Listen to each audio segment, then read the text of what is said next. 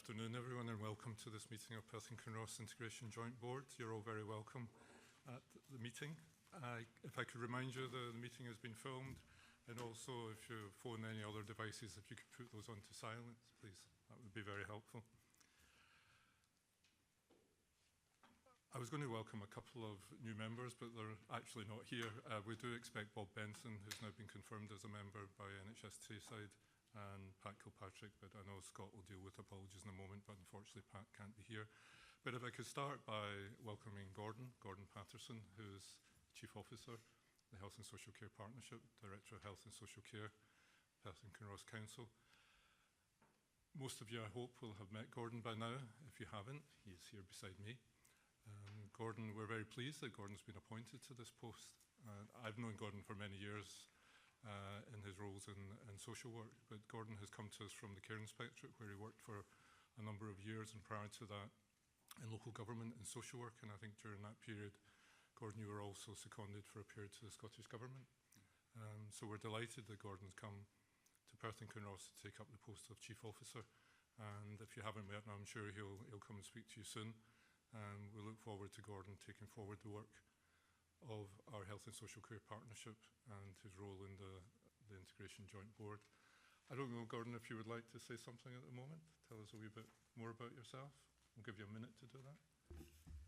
Thanks. I hadn't expected that, so I could talk for much more than a minute about myself, but I'll spare people that. I just wanted to say thank you for that welcome, and to extend that thanks to colleagues who, in the 4 weeks I've been here, have been very, very welcoming, very friendly, very supportive, and have impressed upon me their keenness and ambition to move forward with our integration journey here. And I very much look forward to leading and being part of that collective effort to take the partnership to the next stage of our journey, with that ambition of supporting people in Perth and Kinross to enjoy better outcomes and advancing the resilience of individuals and communities as we move to develop our approach. So thanks very much. Thank you, Gordon. Welcome, Bob. You missed your introduction, Bob, but I'll introduce you again. I know you've been before, but you're now here formally as a member of the Integration Joint Board. Bob Benson, who's the representative from NHS Tayside on this board. You're very welcome, Bob. Thank you very much. Sorry, Chair, Lorna advised me she's delayed. Yeah, thank you for that. Before we go to apologies, could I ask if we could consider an additional paper at the end of our agenda? We'll take it under as item 9.2. It's a paper which is an application to amend the GMS contract and to close the branch surgery premises in Bankfoot for the Stanley Medical Practice in Stanley. Apologies for that, but it would be really helpful if we could consider that paper today to feed it into the process. I've gone through the NHS board arrangements, so we'll pass that round in due course and we'll give you a few minutes to read that paper. So is everyone happy for us to include that in our agenda today? And there is one other thing before we go to apologies, and you will note in terms of the board membership update that Jim Fowles is his final meeting with us today, and in that paper it tells us that Jim retires at the end of the month, although he said when he came in, I asked him it'll not be long, and he's actually only 3 more working days, which is great. That's why he's so happy. But I don't know Jim awfully well, and then also my role here in the board has not been very long either, but Jim has contributed over a period of time to the Integration Joint Board, and obviously in his work in NHS Tayside, it's been greatly valued, and I'm sure your colleagues in NHS Tayside will have opportunities to kind of, and someone to tell you all about that and tell others all about it, Jim. But for today, thank you very much for your contribution to the work of the partnership and your contribution to the Integration Joint Board, and we'd wish you every happiness and success in whatever you are going to do in your retirement. Okay. Scott, apologies. Yes, Chair, we have apologies from Pat Kilpatrick and from Alan Drummond, who I believe is running late. We also have apologies from Claire Gallagher, but we have Sandy Watt substituting today. Thank you very much, which moves us to agenda item number 2. Any declarations of interest? anything from anyone? No? Okay, thank you. We'll move on to the minutes of our previous meeting. We have two minutes. The first is the minute of the 15th of February. If I could just take us through the pages as they appear on your papers. So it's page 5 of the papers. If there are any points of accuracy. And page 6, 7, 8, 9, 10, and page 11. I'm happy with those. Could I have someone to propose the minutes? Someone who was at the meeting? Colin and Eric, second. Thank you. And we have the minute of our special meeting held on the 22nd of March. So we have page 13 of our papers for points of accuracy. Yes. And Just one correction, I listed as the independent advocacy and the citizens advice. thank you for that. We'll make sure that we note that. And page 14, page 15.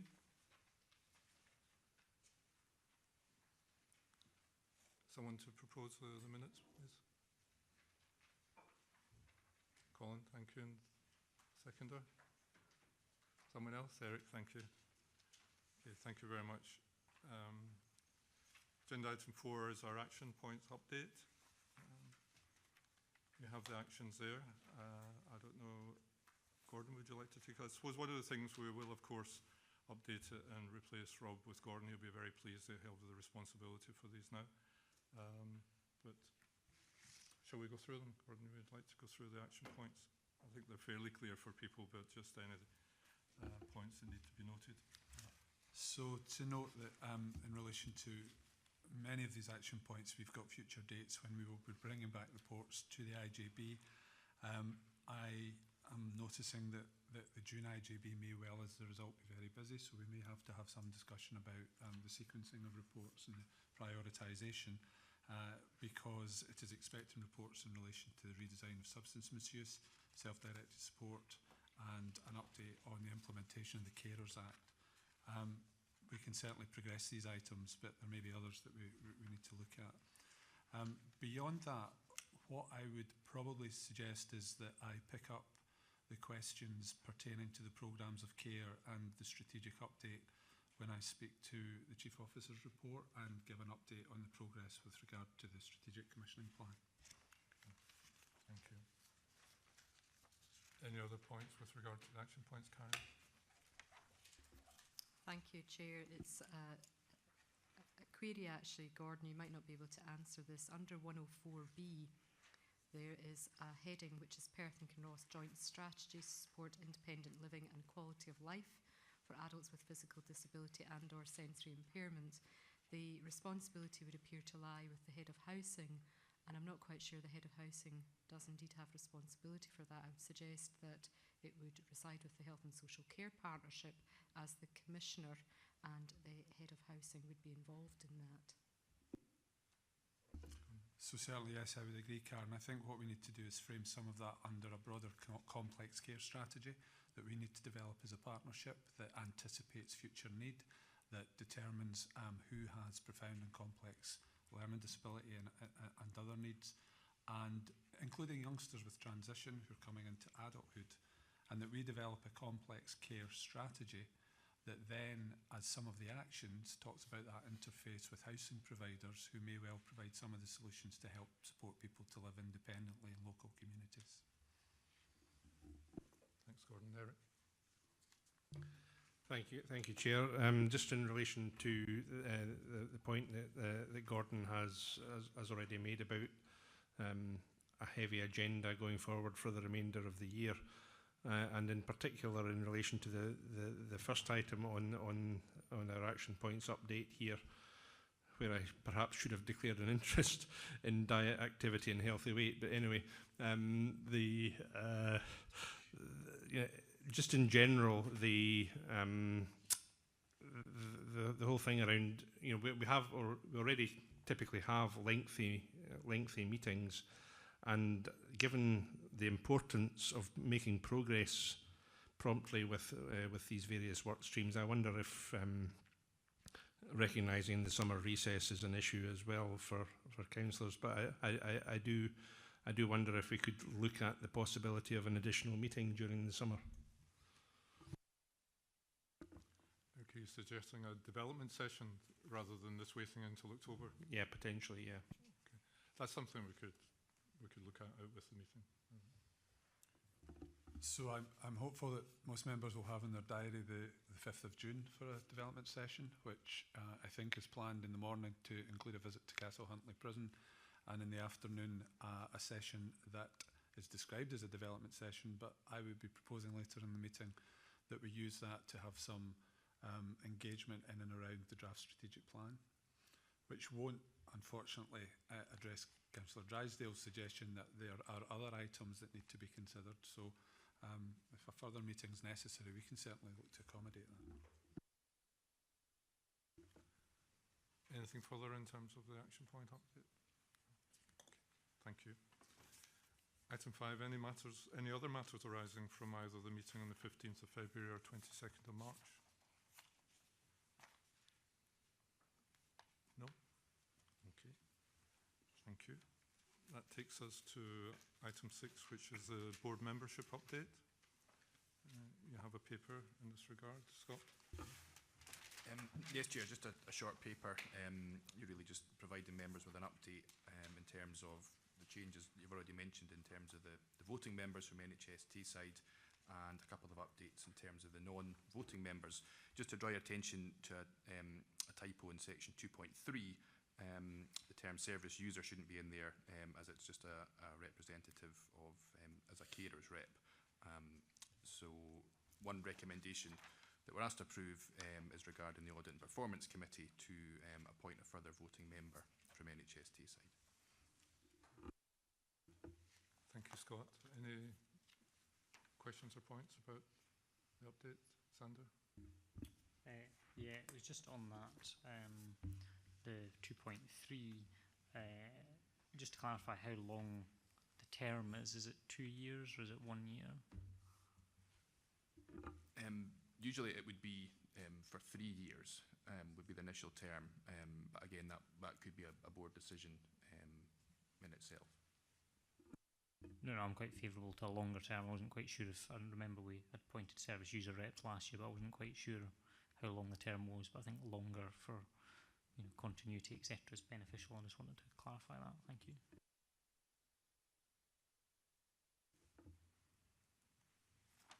So are you happy to note the report and also to approve the appointment to the Audit and Performance Committee?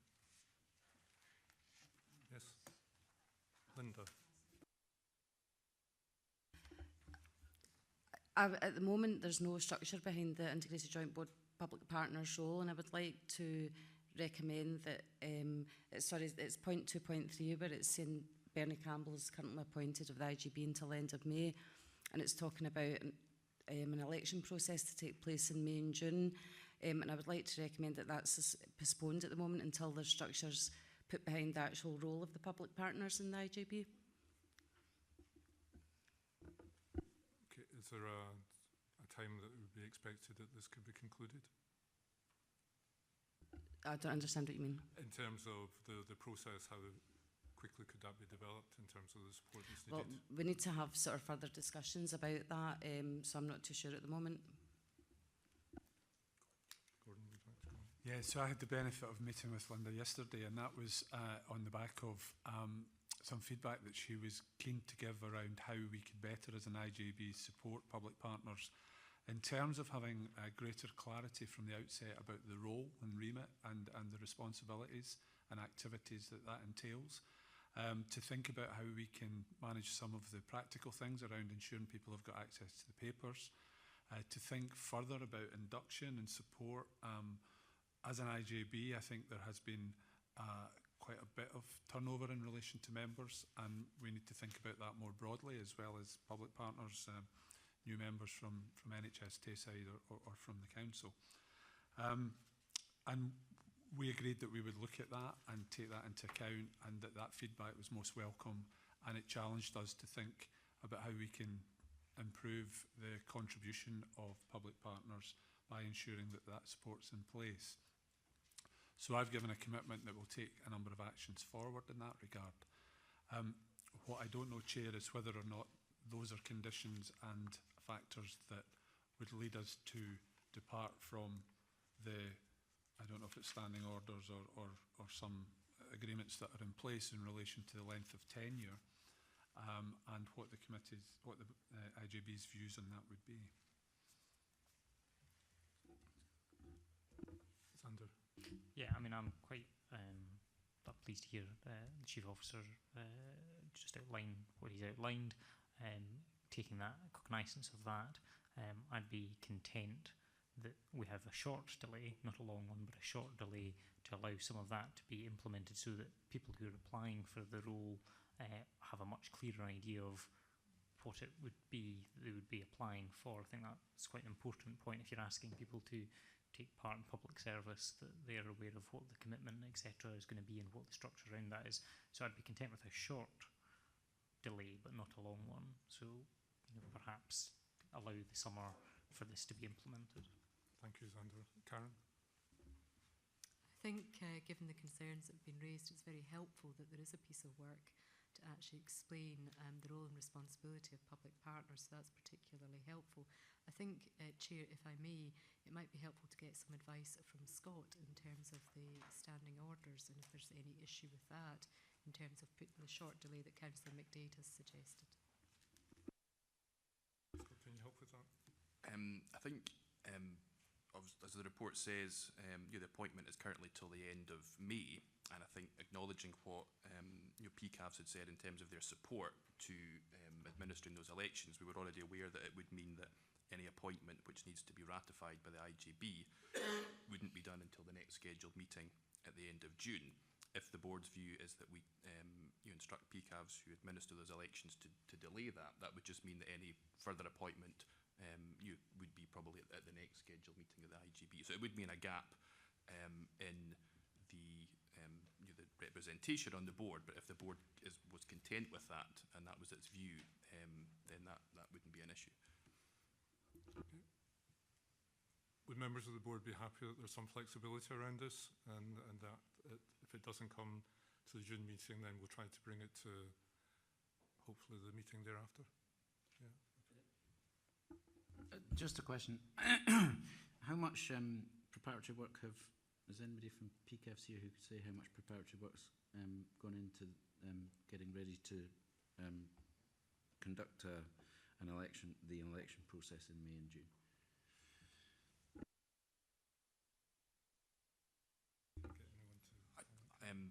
Yes, I don't think there's anyone here, but I think we can find that out and feed that back to board members. But I don't know if Bernie's got Bernie, can you help with that?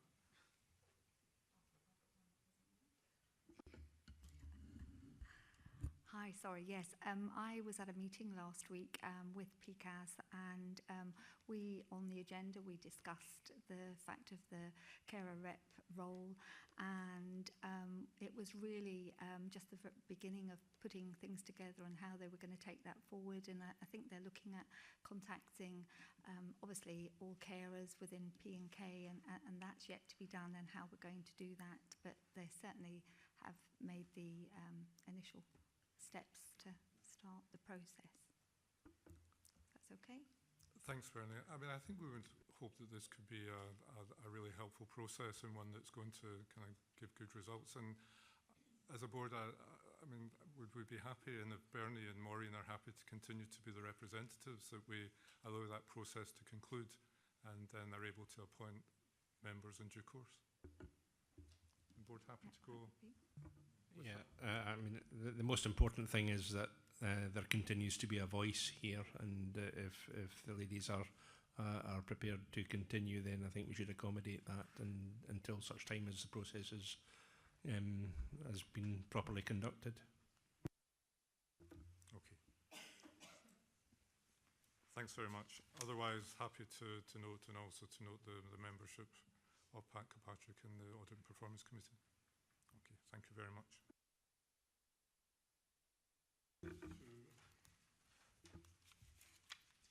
item 7.1 is an update on our financial position for 2018-19. And Jane, I don't know if you can even give a further update in relation to this month 11 report. Thank you, Chair. The updated forecast in front of you today, based on actual expenditure to the end of February, predicts a year-end overspend for the IJB of 1.559 million. This is a very significant improvement on the £4.1 million overspend presented to the IJB in November, and is a further improvement on the £2.9 million forecast overspend set out in the financial recovery plan brought forward to the IJB in February. The significant improvement from the financial recovery plan projection almost wholly relates to our health services within the partnership. The social care projection is broadly in line with that set out in the recovery plan. The £1 million improvement in the health position is driven largely by three factors. First of all, an improvement in the GP prescribing position, where despite increased prices across Scotland, we have actually managed to bring the overall level of forecast expenditure down. A £250,000 improvement in the elderly services positions within our hospital and community services, which is driven by a number of key vacancies which haven't been filled. And within our inpatient mental health services, an improvement in our forecast across Tayside based on final decisions being made around the appropriate use of mental health innovation funding. The significant improvement in the forecast outturn results from the careful implementation of the recovery plan, but also the significant, much wider efforts across the partnership to ensure that no stone has been left unturned to bring us as close to break even as it's possible to be. We are currently finalising the year-end actual outturn, and I'm not in a position where I can give a further update at this stage. I thought you were going to give us even better news, Jane, but we'll kind of be patient about that. Okay. Would anyone like to ask any questions or points of clarification with regard to the report, Derek? Yeah, thank you, Chair. Yeah, I mean, obviously the financial position does show an improvement, albeit still a substantial shortfall. It's notable, though, that one of the main factors involved in the reduced overspend in some areas and underspend in other areas is slippage in staffing. You know, and so that's a bad reason for a positive financial change, if you like. I wonder if I could ask whoever is appropriate to give an overview of the continuing issues around difficulties in recruitment and retention, both in the health side and in the social care side. So this is probably the point where everyone thinks that they're not the appropriate person to answer that question, Councillor Rousdale. We are challenged locally in the same way as we are nationally in relation to the provision, recruitment and retention of social care and particularly nursing staff and GPs. It has immediately become something that I need to give priority attention to, and to work with colleagues to look at how we can design services in a way that makes the optimum use of the available staff, and that the opportunities that avail themselves to staff who might want to work in the sector and in this part of the country are promoted. We need to think about new roles. We need to think about ensuring that everyone is working to grade. We need to think about taking off people those tasks that might be done by more junior members of staff. So there's a range of measures that we need to bring forward. I recognise what you're saying about the challenges around slippage, and we don't want to be predicating the financial balance of our budget on the basis of not having recruited staff. Absolutely not. What we've got in the social care budget for the year just past, though, is a balance, because the inability or the challenges that we've experienced in recruiting staff into our heart team have meant that we have saved money on that budget, but I've had to pay more for interim care home placements and for care at home that we contract from the private sector.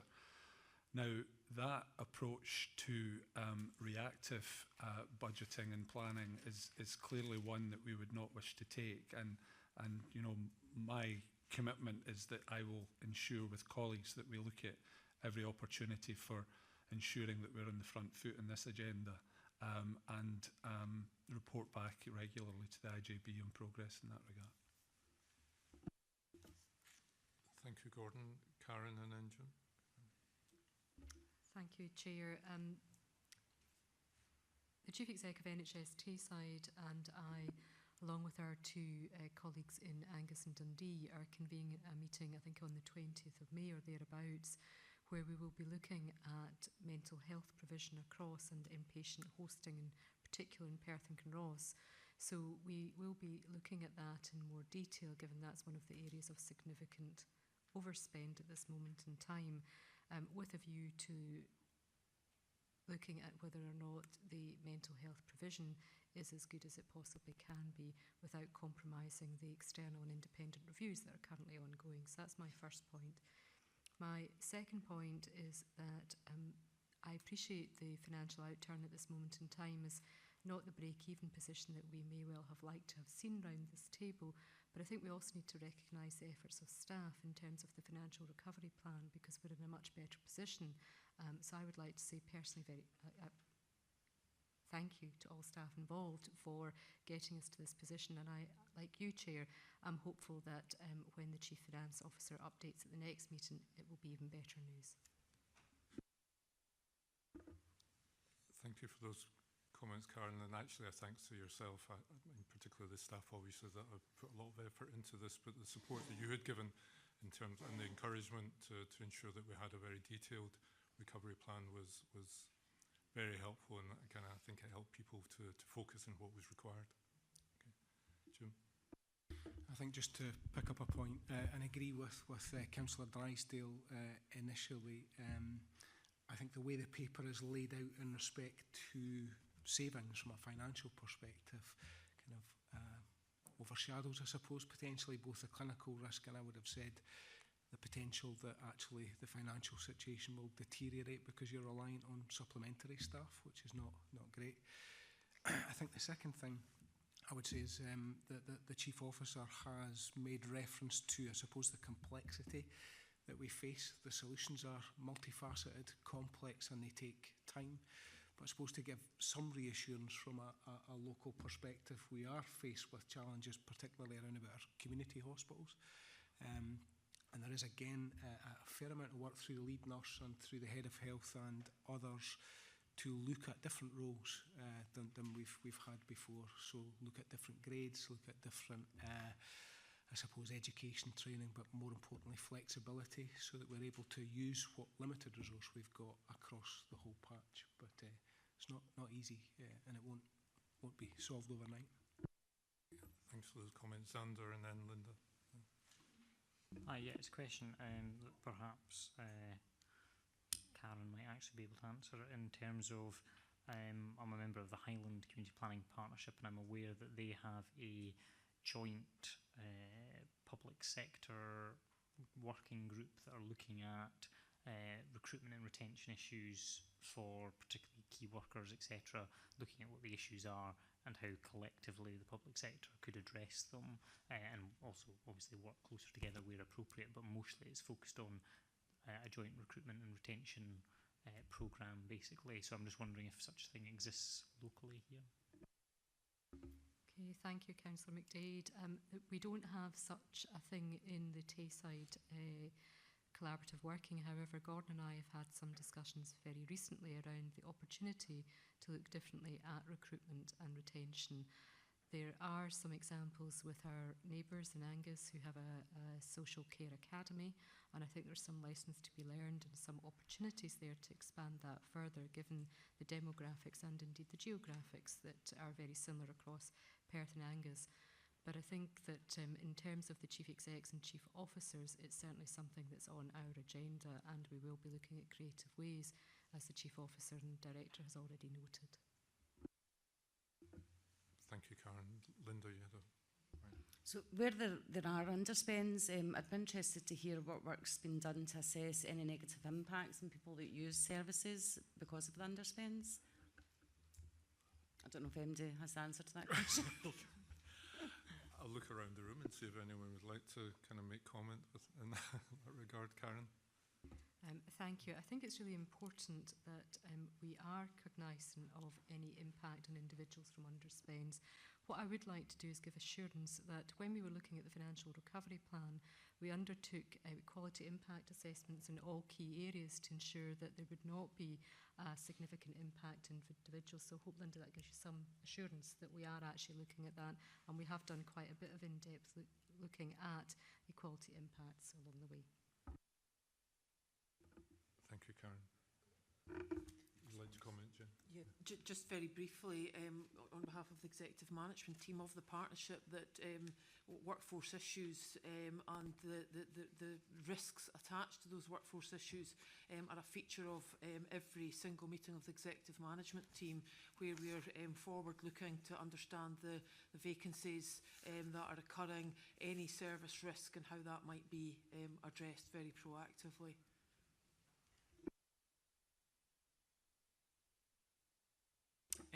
Could I ask a more specific question on 3.5, general medical services and family health services? I think this has been discussed before, but it's about the 2C GP practices in Dundee and Angus, which we have been attributed a share of the overspend, 192. Oh, I presume that's supposed to say, yeah, that's right, million, 0.0192 million.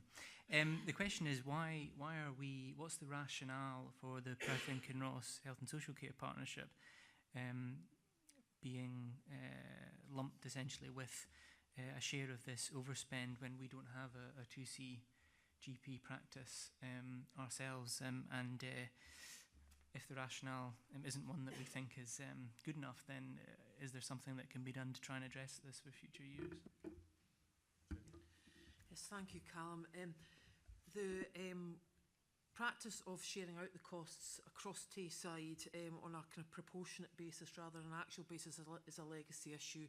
It's rolled forward from pre-IGB times, and it's one issue that both Hamish as Associate Medical Director and myself as Chief Finance Officer have been asking to be considered by the Strategic Director of Finance of NHS Tayside. We have formally written to him and asked that for 1920 that the practice has changed so that we are only charged for actual cost, and we await a response to that formal letter. Can you help with this also? I'm not sure I can help with this specific question, but Councillor Purvis, colleagues, I think it's important that you are aware that one of the questions we've asked recently is around hosted services, and how do we, as chief executives, in terms of my counterparts and indeed the chief executive of NHS Tayside, how do we get assurance where hosted services are held by another partnership? So, for example, in Angus, I would expect you would want to know about the quality and indeed the effectiveness and delivery of hosted services in Angus and Dundee, and equally so those IGBs in Angus and Dundee would like to know about the quality and effectiveness of hosted services within Perth and Kinross. So that's something that we have put on our agenda for our next discussion about how we get that level of assurance in terms of what's happening when you don't have that level of control. Colin?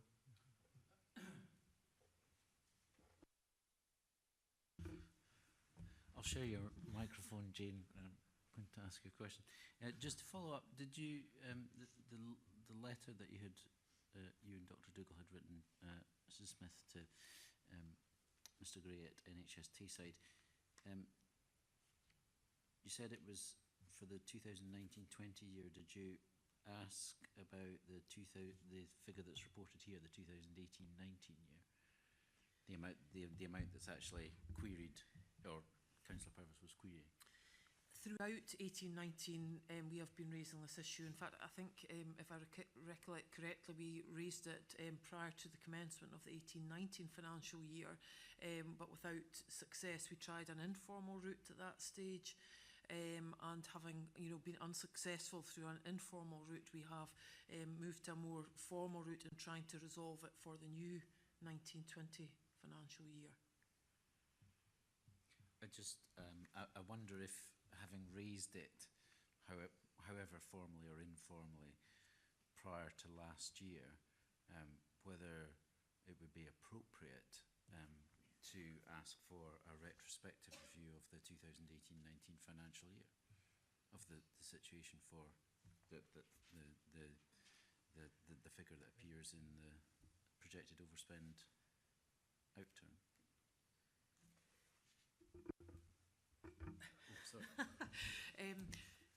I think in an ideal situation, that would be absolutely something we pursue, but I think unfortunately that ship has sailed. Whilst I haven't been able to formally update IGB members today, the financial position for NHS Tayside year-end outturn, the line has been drawn and the opportunity has gone for 18-19. Karen, you have Thank a you, comment? Chair. In light of what I mentioned a few moments ago, Councillor Stewart, I'm very happy to take that specific point forward to the discussion on the 20th of May. But I think in the meantime, what might be helpful is for the Chair and the Vice Chair yourself to actually write to NHS Tayside in a similar vein to support the efforts of Dr Dougal and indeed the Chief Finance Officer. Thank you for that suggestion, Karen. Gordon, you wanted to comment? No, I was going to suggest that the Chief Officer should do that, so I'm more than happy that Karen takes that up with Grant Archibald, and that Hamish, that the Chair and Vice Chair potentially also raise that, but I'm happy to lend my support to that. I think we need to address it moving forward. I'm less sure about the retrospective. There may be a risk that applying it retrospectively involves some of our overspend coming back to us. I think that's a good point, Gordon. I think we would need to see various services in the whole. If we just pick out one, we may actually, if we looked at them all, actually maybe in a worse situation than Gaining and this issue. So, however, we can write that letter, and hopefully moving forward we can get this particular issue resolved. Could I just make an additional point, please, Chair? I suppose there's perhaps a distinction to be drawn. The comments from the Chief Executive are very welcome about the review about how hosted services, overspends and underspends will be dealt with in future. But I suppose that those hosted services are things that are providing for everyone across the whole of Tayside, whereas in this particular instance, this is two practices that actually probably, I don't know exactly where they're located, but probably aren't actually catering for the Perth and Kinross population. I don't know where they are, but maybe there's something about who's using them rather than the service itself. Okay, Karen. Sorry to take up time. I think we need to get more detail about who is actually using them, because we might actually find that it may well be Perth and Kinross residents, but actually accessing GP practices in either Dundee or Angus. So I think we need more details, but I'll certainly take up both the specific point and indeed the broader point about hosted services with my fellow Chief Execs, ably supported by the Chief Officer.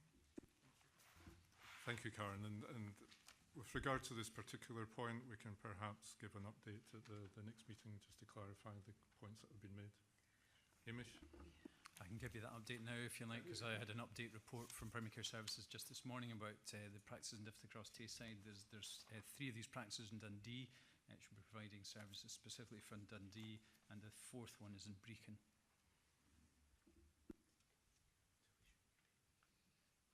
So we shouldn't be paying for these? No.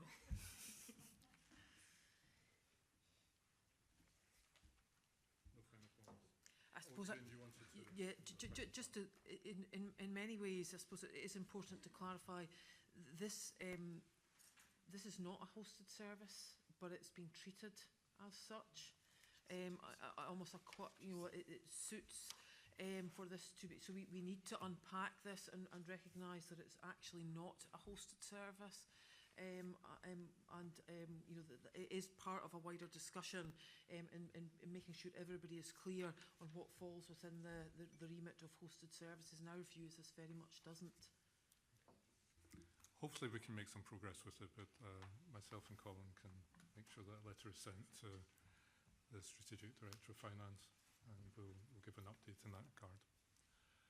Thank you for all those comments. And sorry, Colin. Thank you, Chair. Separate question. So just reflecting that we've been talking about issues in the 2018-19 year and the 2019-20 year, just looking forward, obviously we set part of the budget at the special meeting at the end of March. It was just if the Chief Finance Officer could give us an update on we had discussions with the budget review group of the IJB at the start of this week, but just maybe to give the wider membership of the IJB an indication about the plans for bringing the remainder parts of the budget forward to the IJB. Yes, thank you, Colin. It is opportune just to update all members. We had a budget review group on Monday, and we brought forward detailed financial plans for GP prescribing, for prison healthcare, for podiatry, and for public dental services. So that was an extremely useful scrutiny session with a number of actions to be followed up, none of which should preclude us bringing forward those financial plans for formal consideration by the IJB in the June meeting.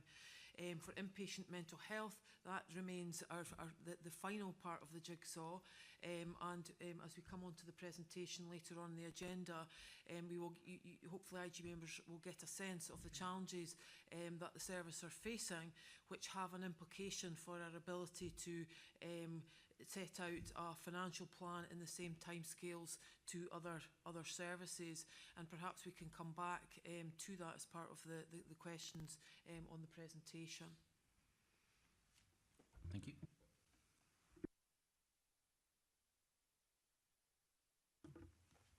So we were asked to note the improvement in the overspend and also the progress with the savings delivery and the update with regard to IJB reserves. And we'll look forward to a report at the next meeting with the year-end position with regard to our budget. Which moves us to section 8 of our agenda, developing strategic objectives. We're joined by 4 colleagues. I thought that it would be really helpful for us this afternoon to get an update with regard to the Mental Health and Learning Disability Redesign programme. And we're joined by Arlene Wood, Keith Russell, Lynn Hamilton and Keith Matthews. Arlene, are you starting off? You're all very welcome, and we look forward to hearing the progress that you're making with the redesign.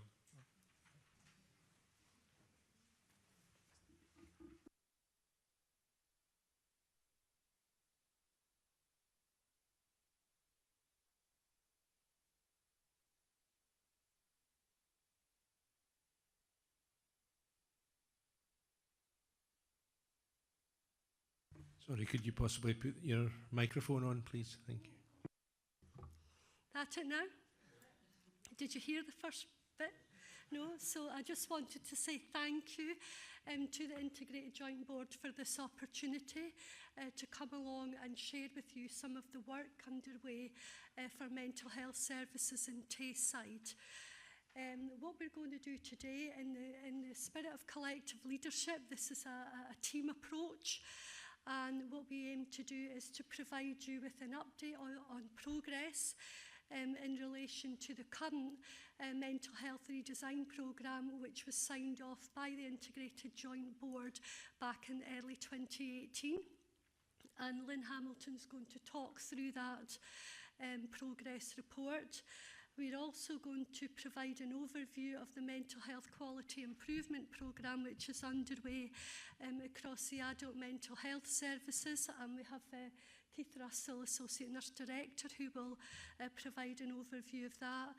And finally, Keith Matthews, who's Associate Medical Director, and I want to share the planning and the thinking to date regarding establishing a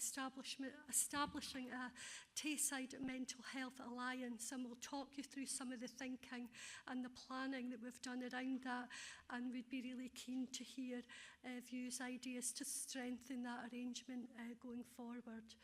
So first off is Lynn.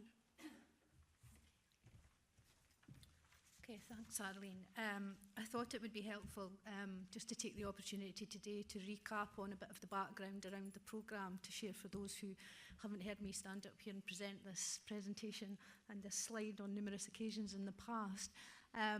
We have, obviously, since first presentation in 2016, been through quite a comprehensive and robust process of option appraisal, 2 significant option modelling events. We have obviously supported with our IGB colleagues' views around the supporting community models. We've undertaken workforce and financial appraisals, which culminated in the production of the preferred option, which then went out for the 3-month consultation process during the summer of 2017, which then culminated in coming back to this board for final approval at the end of January last year. So that's the kind of journey in terms of the process. All that information and all the feedback from that process and from further events that we've held and stakeholder feedback to date is all still available on the website through the link on the NHS Tayside internet. Just probably to recap again, as highlighted in previous presentations, the option approved provides a number of benefits for us. It allows us the opportunity to create the centres of excellence on each of our sites, which support the consistency of approach across the services, leading to reduction and variation in practice, which in turn will improve our patient safety, allows for shared learning, the nurturing of providing teaching and training environments. Also, through the co-alignment of services, it allows us to reduce the isolation of current services, providing that cross-cover of services within a nursing workforce and medical workforce that's ever facing significant pressures. And obviously, through the option approved, it allows us to improve physical environments, particularly around our learning disability patient group who are moving from one of our oldest estates to our newest accommodations. The option approved also improved our adjacencies with our acute services, with the adjacency to A&E, and it also allows our services to be closer to where we know our newly recruited qualified staff will be graduating from. The key messages and the aims of the programme remain the same. We need to continue to deliver safe, sustainable services which are affordable, using the best use of our resources, both workforce and monetary. Our stakeholder participation and co-design has underpinned the work to date, and we're building on that significant consultation and engagement work that's already been undertaken to ensure participation and co-design of the improved environments as we take the programme forward. Due to current pressures within the services, we've required to resequence our logistical plan now on 2 separate occasions, particularly around November last year, where we have now freed up further space to provide more suitable interim decant accommodation to allow the refurbishment work to progress. That will allow us to move forward to address the earlier risk of the environmental risks that we're currently facing within our sites. The changes to the original programme do not change the approved option or the approved location of services. It's merely changing the sequencing and the numbering of the moves that we're taking forward. These changes have obviously required careful planning and have been done with robust communication and engagement plans with those most impacted upon by any changes to that. To summarise briefly the progress to date, there's been a huge amount of work progressed with clinical teams and service users on the wards to ensure co-design and participation in the planning of our new environments. We've now held a number of design workshops and demonstrations of new alarm systems, furniture options, new anti-ligature, doors, windows, etc. And we have had staff and held a number of stakeholder events and focus workshops within the ward environments themselves. We've also held a larger stakeholder event in December. We're using design methodology principles. We've received a lot of feedback from service users around how they want their new environments to look and to feel moving forward. And we've already used quite a bit of the material and the feedback we've had to look at ways that we could improve the environments currently in advance of the refurbishment work. So we've done bits and pieces and work around the Carsview site already. We've also provided sharing station boards and information on each of the sites in Carsview and Murray Royal to support sharing of the information around the redesign and also to gather feedback from visitors and patients and service users on the site. We've now established also the standard room layouts. We've looked at reviewing our bedroom layouts and in the process of providing a mock-up bedroom on the Carsview site, which will then be viewed and allowed to feedback from all major stakeholders and the opportunity to come and see that. And we would obviously like to extend that invitation to those who've previously came along and had a look at some of the work that we've progressed.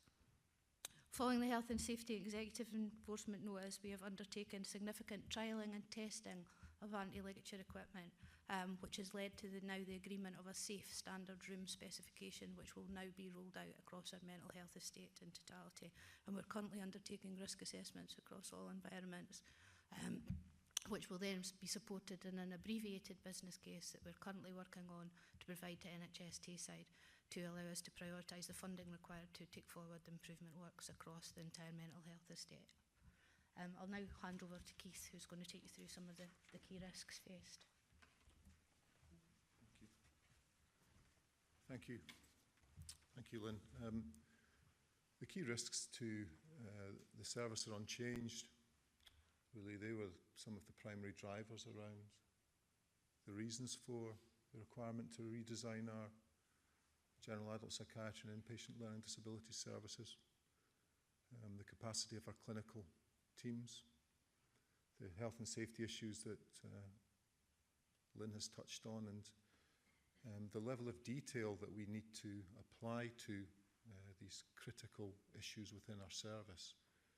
A bedroom door, to many, is a bedroom door, but when we think about a bedroom door, we're thinking about that as a significant ligature anchor point and a risk that may present within an environment, and we have to give very careful consideration to the design of that bedroom door to make sure that it fits the multiple functions that it's required to have within our inpatient services.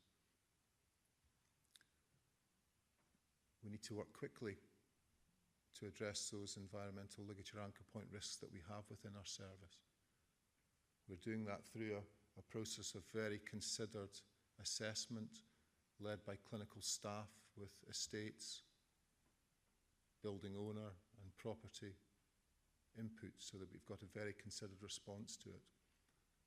Our workforce pressures are considerable. I heard the Chief Officer talk about having to design services that reflect the staff group that are available to work within them. That's the position that we're in within general adult psychiatry services and learning disabilities.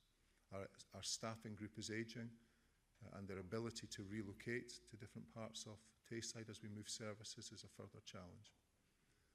And our last consideration around this is to make sure that through this change process that we deliver best value, we deliver value for money in relation to the legal and contractual requirements around moving services and life cycle requirements within buildings. The other thing I want to share with you is that there's another story around adult mental health services that we maybe don't hear as much about, and that's about the level of quality improvement work that's underway within the service. About 16 months ago, Perth and Kinross Health and Social Care Partnership supported the employment of a quality improvement lead and a quality improvement advisor for mental health services so that we could build capacity and capability for quality improvement into our services. And our quality improvement approach has 5 broad themes. And I'll just take you through some of the activities and the results that we're delivering as a consequence of that. Improving observation practice is a national change to how we support people within inpatient settings who require additional support. The traditional model is that a nurse like me spends all day with you, sometimes within arm's reach and sometimes within sight and sound. And what we heard back from service users nationally is that whilst that can make people feel safe, it can also impact on people's sense of self, self-esteem, by having someone essentially, with them 24 hours a day. So through our approach to improving observation practice in our intensive psychiatric care unit, we set an aim in August 18 of reducing observation by 50%. By March 2019, the clinical team had reduced observation practice by 95%. And what that means is that we're releasing time to care. We're releasing time away from intensive support to providing much more flexible, intuitive support for patients who require it.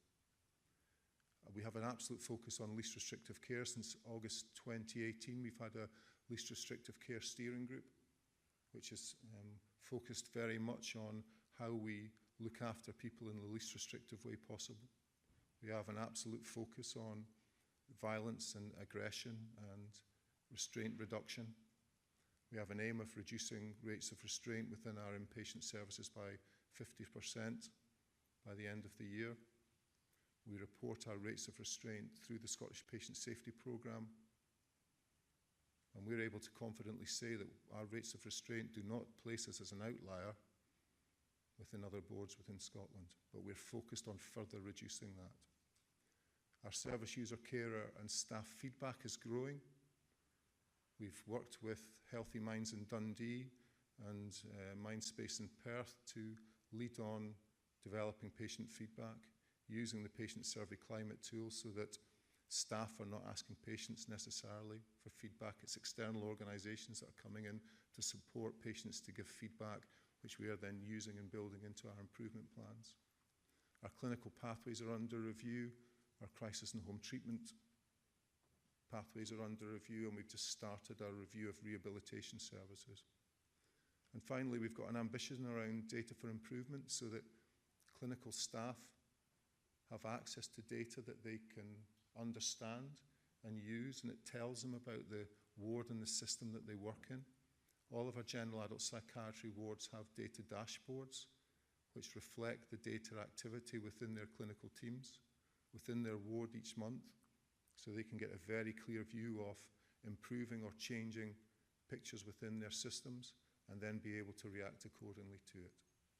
So it's important that the board understand that whilst we are faced with enormous change, there is a determination and a focus and real progress being made in quality improvement. And currently across our general adult psychiatry services, we have in excess of 60 staff identified and identifiable to participating in improvement projects, which from 12 months ago is a sea change to where we were. I'll pass on to Arlene at this point. Thank you, Keith. Okay, so Tayside Mental Health Alliance. So earlier this year, there was a conversation with the three chief officers of the three integrated joint boards, Dundee, Perth and Kinross and Angus, and NHS Tayside Chief Executive, to support an initiative to create a Tayside-wide mental health alliance. And the rationale behind that was to look at how do we strengthen integrated and system-wide working, and how do we do that together on a one for Tayside on the key things that we're all grappling with, such as reforming workforce.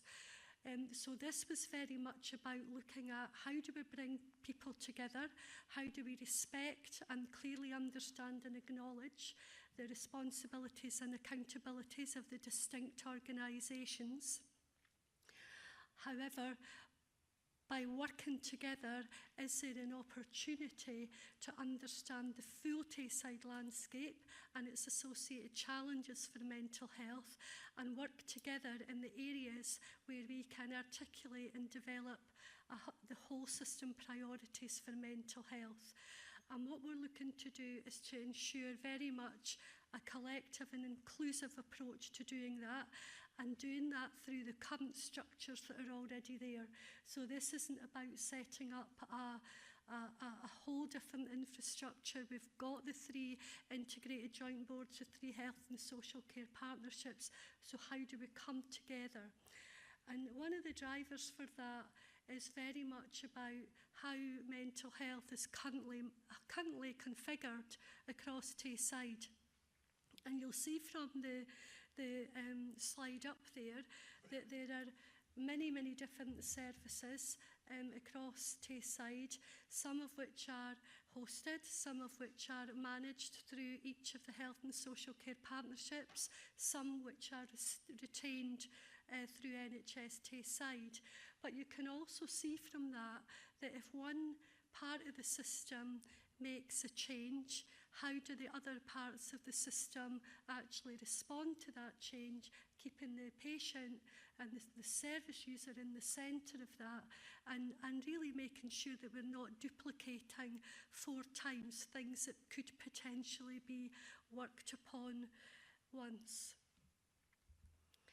So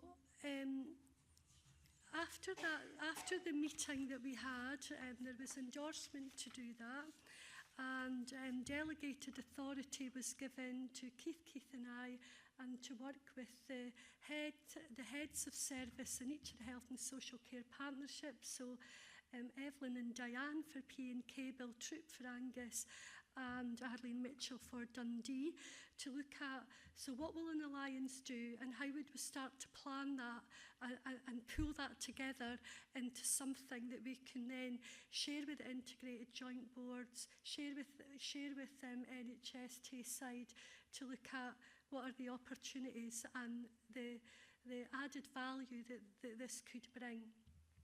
So very much about creating a vision for local service position at system level. Absolutely understand that integrated joint boards have a function around planning for populations, but this is about mental health across the patch. How do we challenge existing models of care, and then with a collective multi-professional, multi-agency approach, how do we then look at focusing on outcomes and working together to design services that are sustainable for the future? And that would be very much about focusing on the agreed whole system priorities.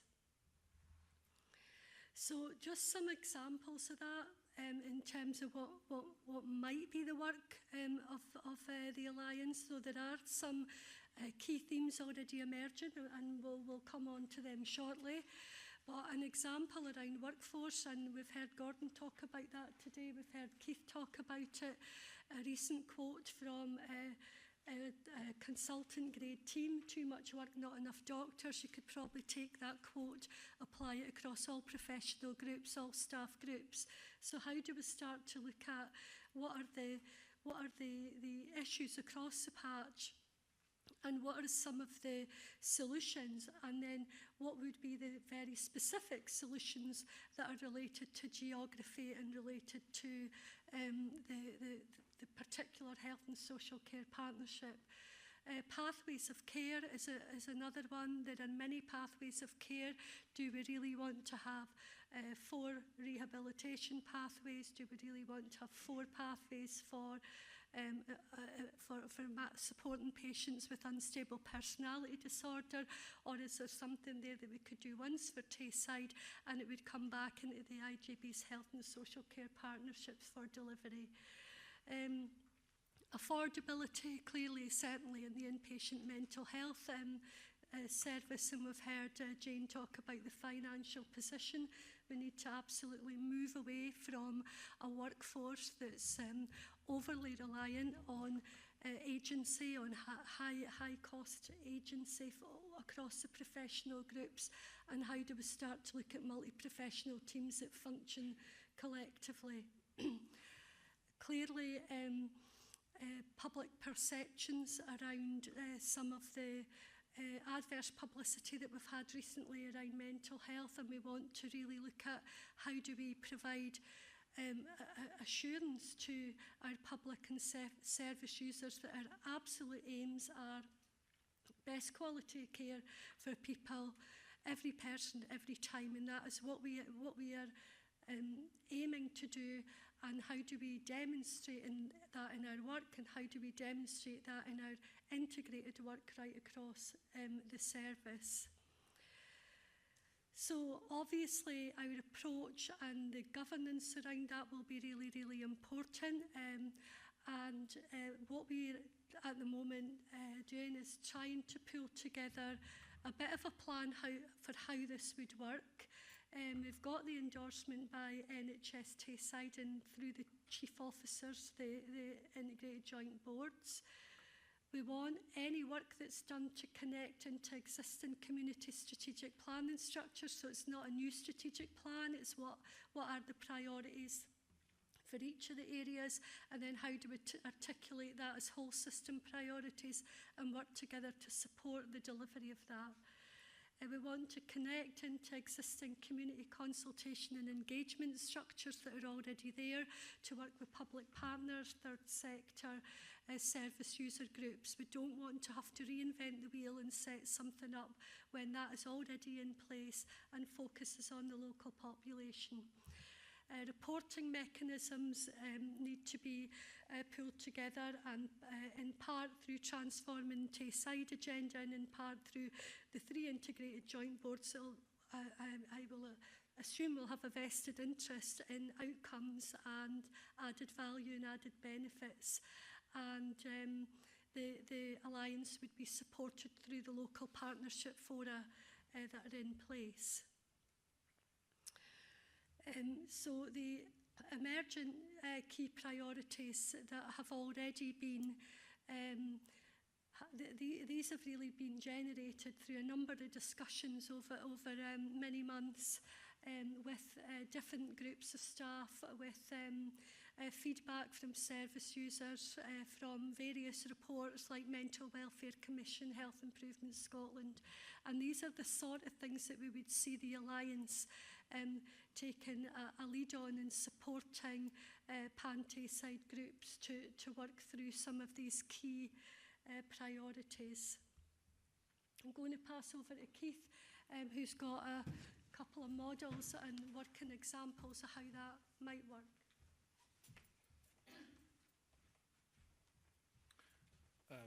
Thank you. I probably should be very brief in what I say, because I think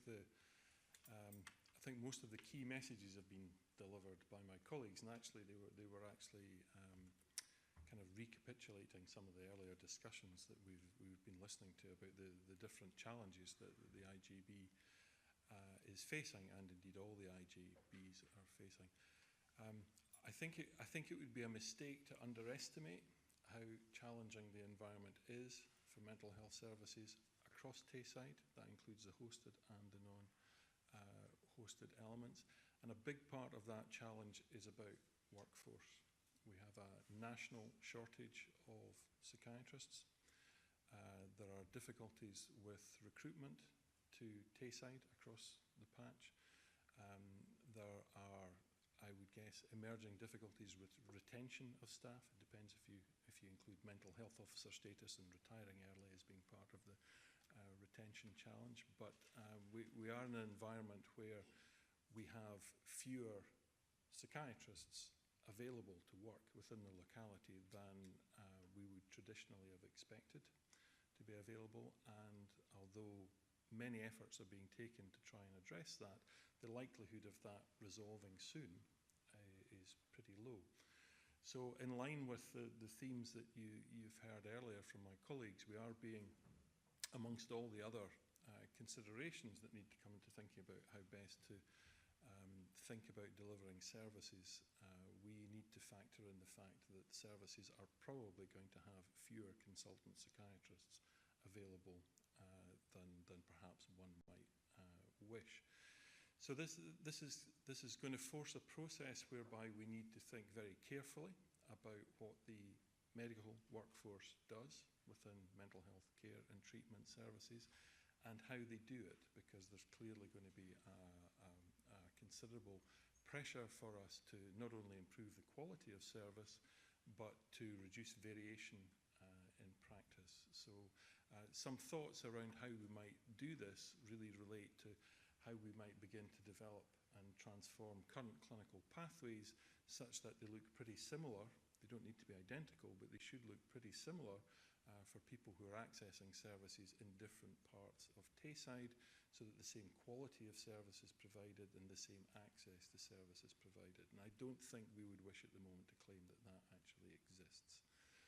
So we do wish to improve on this, and one possible way to do this is to look at remodelling, developing pathways that are presentation specific, so that people are presenting with a particular problem in the same way that they do in many other aspects of healthcare, and that a pathway is designed in a stepped fashion such that care and treatment is escalated appropriately according to clinical need. And for a small number of individuals, that will include periods of inpatient admission and care, but it should be a small number. This kind of approach, this stepped care approach, is a sort of is embedded within most NICE recommendations for provision of treatment. There are models of care that have been established and reported upon in various different countries, which appear to deliver better outcomes. They appear to be much more efficient, and they certainly seem to be feasible. So these are the sorts of territories that we think we are probably going to need to move into at pace in order to make best use of available resources and to provide the best possible clinical care. I can probably stop there, I think, because I suspect there may be questions, because there were quite a number of... sorry? Oh, I thought that was the last slide. Apologies. Ah, sorry. This changed between me seeing it and it going on screen. Sorry.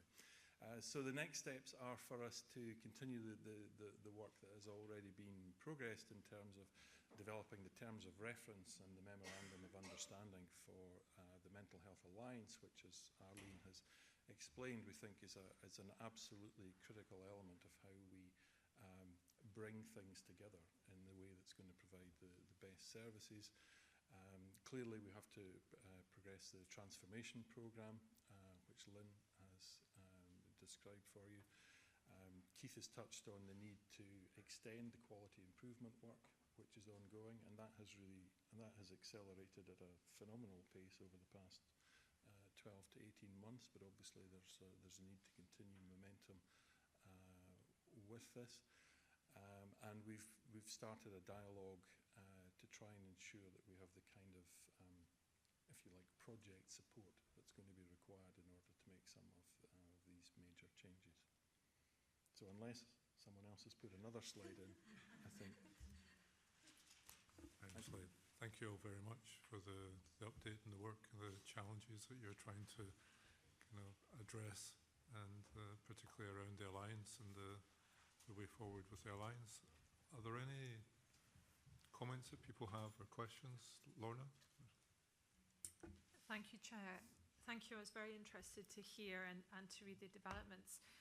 Arlene, you referred about the work reporting and working with existing community, and you've got the strategic planning structures and the consultation engagement structure. One of the things going forward, and I'll be very interested, I'm sure as colleagues will be, to see the development of the Alliance and the terms of reference and reporting. It was just that there's some work going now around the development of a new public health subcommittee of the board, and I'm just thinking that that might be an appropriate, talking about reporting coming through, and I'm slightly cited on some of the work that's going on there, and I think that's an additional strength, and I think that, I mean, obviously we are not aware at this stage of the detail of who's chairing that group, but I think representation and reporting through will really strengthen this from a mental health point of view. So I really just wanted to input that. This is working, is it? Yeah, thank you for that. We're just pulling together the membership of the Core Alliance, and then looking at building up in terms of the connections that will need to be made around the community infrastructures that are already there across the 3 health and social care partnerships. But one part of the Core Alliance will be public health, because we're expecting an absolute connection. So we're starting pathways from prevention to early intervention to treatment. So we will build this up over the next few weeks, and there'll be more information available. But just by way of assurance, we've absolutely got public health on the list. Thank you. Callum? Thank you, Chair. I have a few questions, if that's all right, if I can just work my way through them. So just to start, we discussed earlier on about recruitment challenges, and you also touched on that in your presentation there as well. You also mentioned the recent bad publicity. I'm wondering to what extent do you think that things like that have had an impact on recruitment? Can you quantify whether the recruitment challenges in Tayside with mental health are greater than in other parts of Scotland? So in terms of consultant psychiatry grade staff, it's not really a recruitment issue, it's a supply issue. We know across Scotland there are real difficulties in recruiting to consultant grade posts.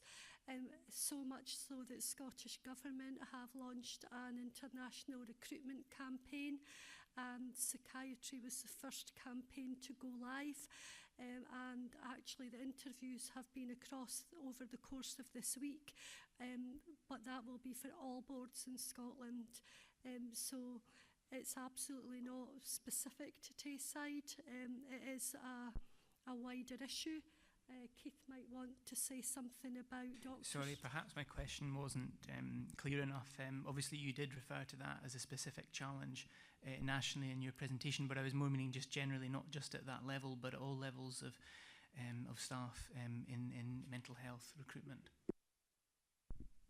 Councillor, I think we can't underestimate the impact that the level of media interest, political interest, media reporting is having on staff who work in mental health services in Tayside.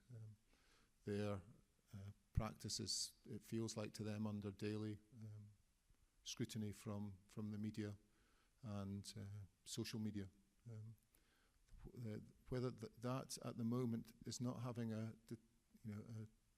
identifiable impact on retention for nurses within the service, and it's not having an identifiable impact in terms of recruitment into the service. But I think we have to be focused on ensuring for our mental health nurses that they have the best experience possible in their practice placements with us and through their training. So at the end of their 3-year undergraduate programme, we are the employer of choice for newly qualified practitioners in mental health.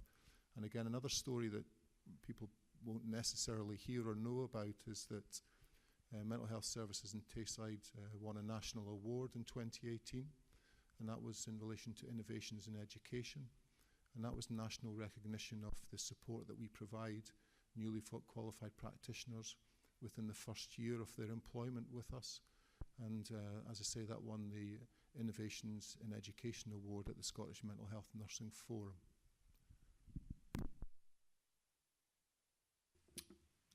Did you want to add something? Or? Apologies. The only thing I would add to that is it's very difficult to quantify at this stage whether the adverse publicity has had any effect on medical recruitment. For many posts, there have been close to 0 applications for an extended period of time that long predates the adverse publicity.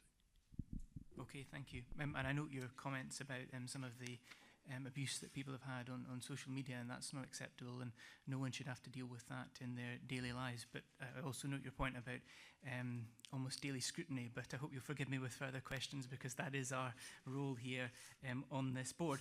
So just to move on to about the crisis response team, Am I right in thinking that that was centralised at Carsview in 2017 from the localities?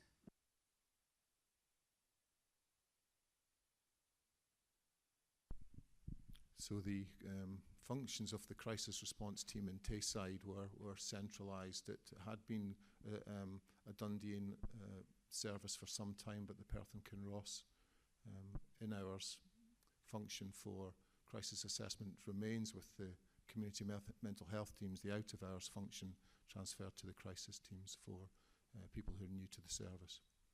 Okay, and just on that note, obviously with the being located there, are the staff there being used? If you have staff shortages at Carsview, would the staff from that team be used there? Just a concern if there's staffing issues, or is that kept entirely separate? I'm not quite. So staff from the crisis team would be redeployed to the wards.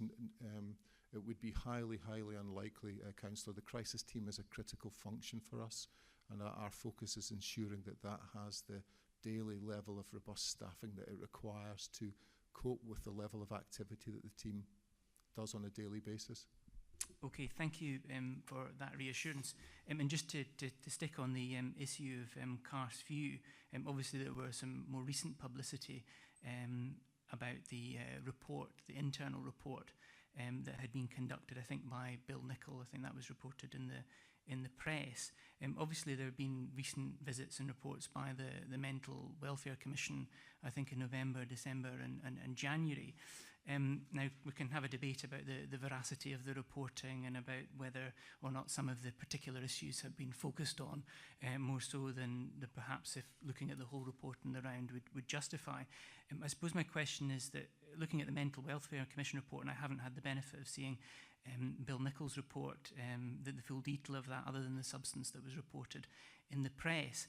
From the Mental Welfare Commission reports, there were obviously some recommendations, but they seem, the two from the substance that came through in the press seem to be painting a very different picture. And I think that goes beyond, it seems to me that goes beyond just the issue of the reporting of it. So I suppose my question is, without the benefit of seeing the detail of Bill Nichol's report, how can the two paint such a different picture? It's difficult for us to comment on the detail of Bill Nichol's report, and I think that's a conversation for others within the board. I think for the Mental Welfare Commission, I think it's important to note the feedback that the Mental Welfare Commission have given us following their announced visits to Carsview, and the relatively small number of recommendations that are being made in relation to their visits, and their recommendations that we are very cited on and can show good evidence of progress against. And the Commission, I think in their reports, have highlighted the feedback from the vast majority of patients that they had contact during their visits, and the patients' positive experiences of care in the service. Sorry, no, you weren't wanting to come in. No, okay. I mean, the other, as you would anticipate, we have action plans in place for all of our visits and monitor progress against recommendations, Councillor. Okay, thank you.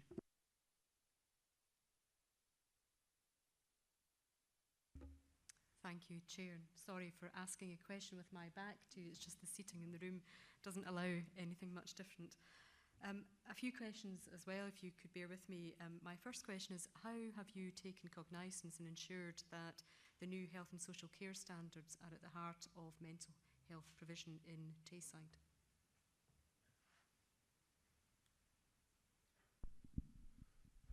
That's a good question. I think it's something, sitting here as three people, Keith, Arlene and I, who are identified as the new leadership team for mental health services, it's a bit of a misnomer because mental health services are delivered by multiple organisations across Tayside, and the whole rationale behind the alliance is to bring together the agencies and partners who contribute to mental health and well-being in Tayside, so that we can be, fully cognizant of all of the health and social care standards and all of the other kind of drivers around improving health and well-being for individuals and for communities. But as a secondary mental health service, we, as Professor Matthews indicated, we need to be very focused on the quality of our interventions and ensure that we have care pathways in place that are evidence-based, sustainable and meet the needs of the local population. So given the Scottish Government and indeed the Cabinet Secretary at that point in time launched health and social care standards with the proviso that those would be applicable in any health setting or any care setting, can we seek assurance that they will indeed be taken into consideration? I think in terms of the alliance, we will be looking for the expertise of the heads of the health and social care partnerships to support that and ensure that that's all in place. So not sure if Evelyn, if you want to comment on that, Evelyn, but certainly we would be working with Evelyn, Bill and Arlene to ensure that all standards pertaining to mental health are key drivers for care that's provided. I think to say that the health and social care standards within the health and social care partnership are integral to our clinical and care governance process, and also integral to our team planning. In terms of the integrated team planning, they're threaded right through that. So I would be suggesting that that would be the same thing for the improvement planning that's happening at ward level, and certainly we could support and advise on that in terms of moving forward. Okay, from that I'll take it then that you will take cognizance of the health and social care standards. Thank you. Can I move on, Chair? A couple of other questions. You talked about the establishment of the alliance, and what I am seeking from you is assurance that the alliance will indeed be co-created with people who experience mental health issues. That was a key focus of our discussion yesterday around the membership of the Alliance and how we ensure authentic representation from the diversity of people and communities across Perth and Kinross and Tayside as a whole. We are mindful of the very effective engagement strategies that the health and social care partnerships have in place, and the message from the health and social care partnership representatives at the meeting was not to create new structures when effective structures are already in place. Okay, thank you. I'm sure the new health and social care standards will be very helpful for you in terms of engagement as well with people who experience mental health issues. I'll move on just for a couple of other brief points. I'm slightly concerned in terms of the governance structure you presented. There was no mention of the Chief Social Work Officer role. So again, that was part of the discussion yesterday, where we'd be looking for a Chief Social Work Officer to be part of the core alliance and provide that expertise, advice and co-produce any pieces of work that are going forward. We've just not pulled all of that together, but again, you know, we had a planning meeting this week, and that was a key role that's been identified as required to be on the group.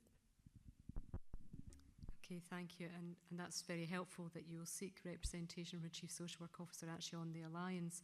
I think my concern is not just in terms of representation on the Alliance, but the statutory responsibilities that Chief Social Work Officers across the 3 councils that form part of Tayside hold, and ensure that proper and due governance processes are in place.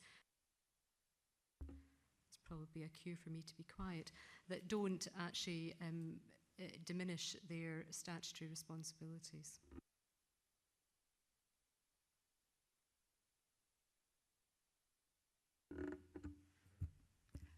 Thank you. I just really want to make a comment following on from Karen's comment with regard to the health and social care standards, and I suppose a concern is that or it appears to me, and apologies if I've picked it up wrong, that the expectation is that this will come through senior management. My understanding of the new health and social care standards that came out in July last year applies now across all hospitals and any care setting. And really, I believe, as the carer representative and perhaps speaking on behalf of service users, that these should be really readily available to staff working in any ward, hospital, daycare, care service, so as that they understand the key principles behind these standards, which should be embedded into all practice.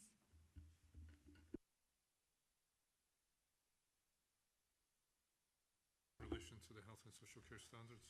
If that's okay, yes. So I think these are really important points, and I'm grateful to Bernie and to Karen for reminding us of the significance of the Scottish Government's health and social care standards. And I will work with colleagues to ensure that those are recognised and delivered and considered.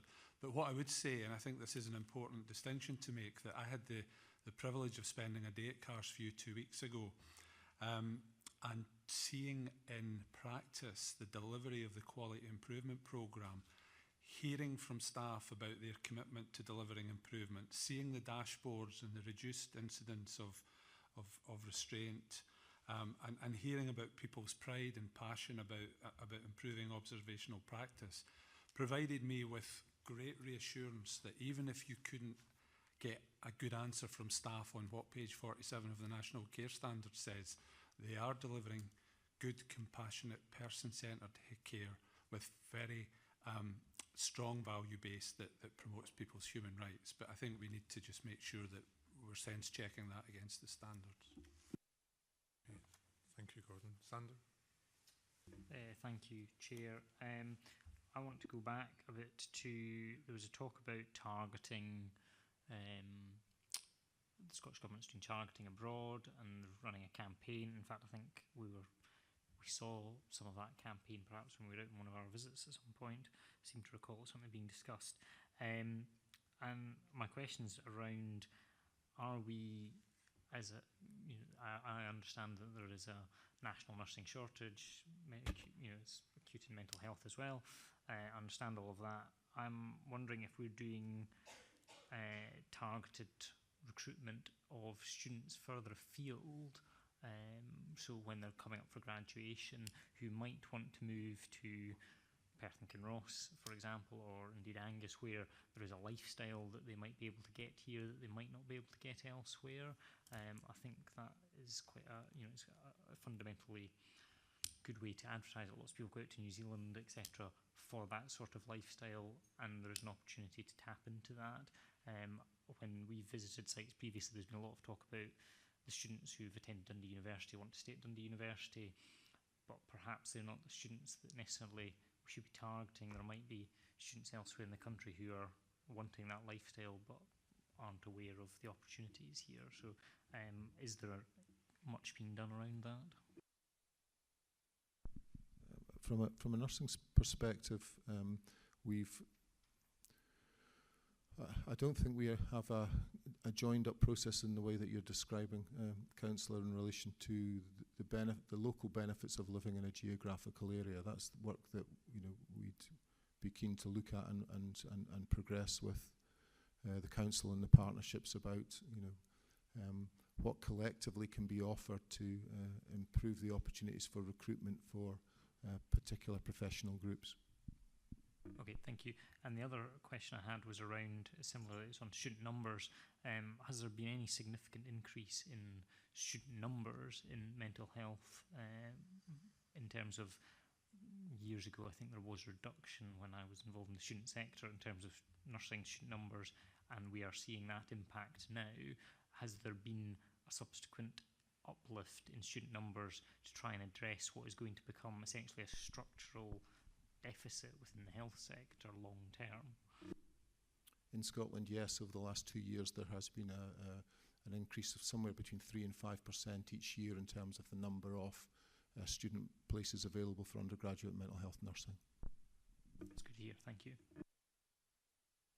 Just to add to that, I mean, I suppose we need to recognise the contribution that Chief Officers Group and, as I was doing in a previous role, make to some of the national work that's happening around the integrated workforce plan, which is looking at the pipeline, is looking at succession planning, is looking at the age of our current workforce, is looking at how to incentivise people to come to Scotland and to work in health and in social care, because that's now an integrated workforce plan.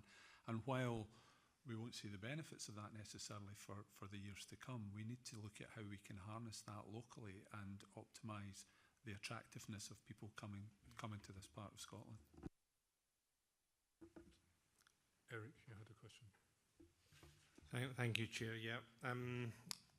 On this integration joint board, we are well used to receiving a blizzard of financial information to consider, thanks to Jane.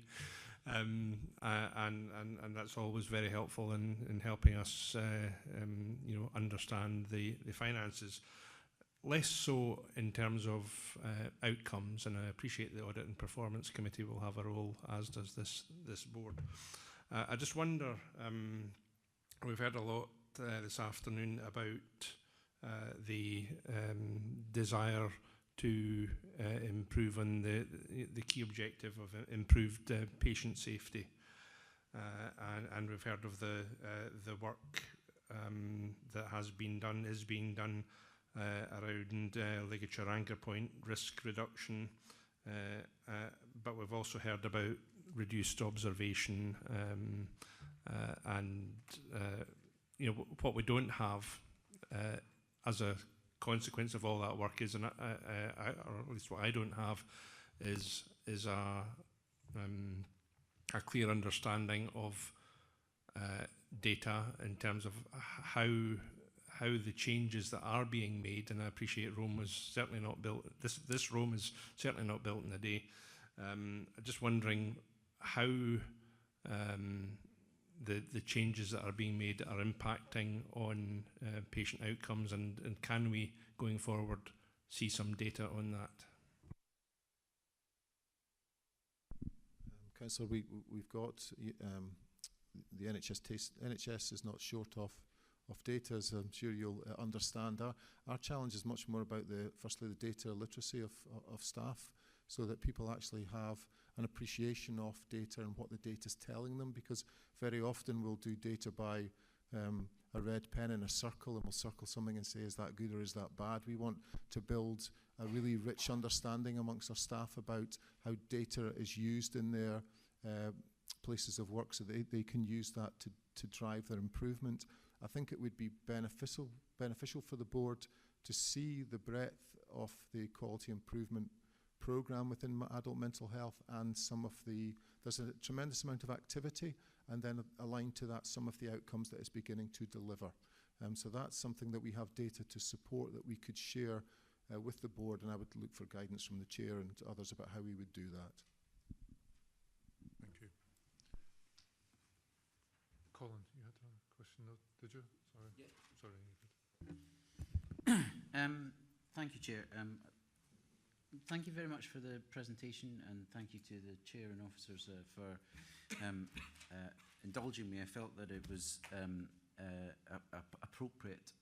It had been a while since we'd heard an update on the Mental Health and Learning Disability Transformation Programme. I thought it was important that we get you along to today. I think I would like to focus my questions around three areas. Firstly, on the redesign project,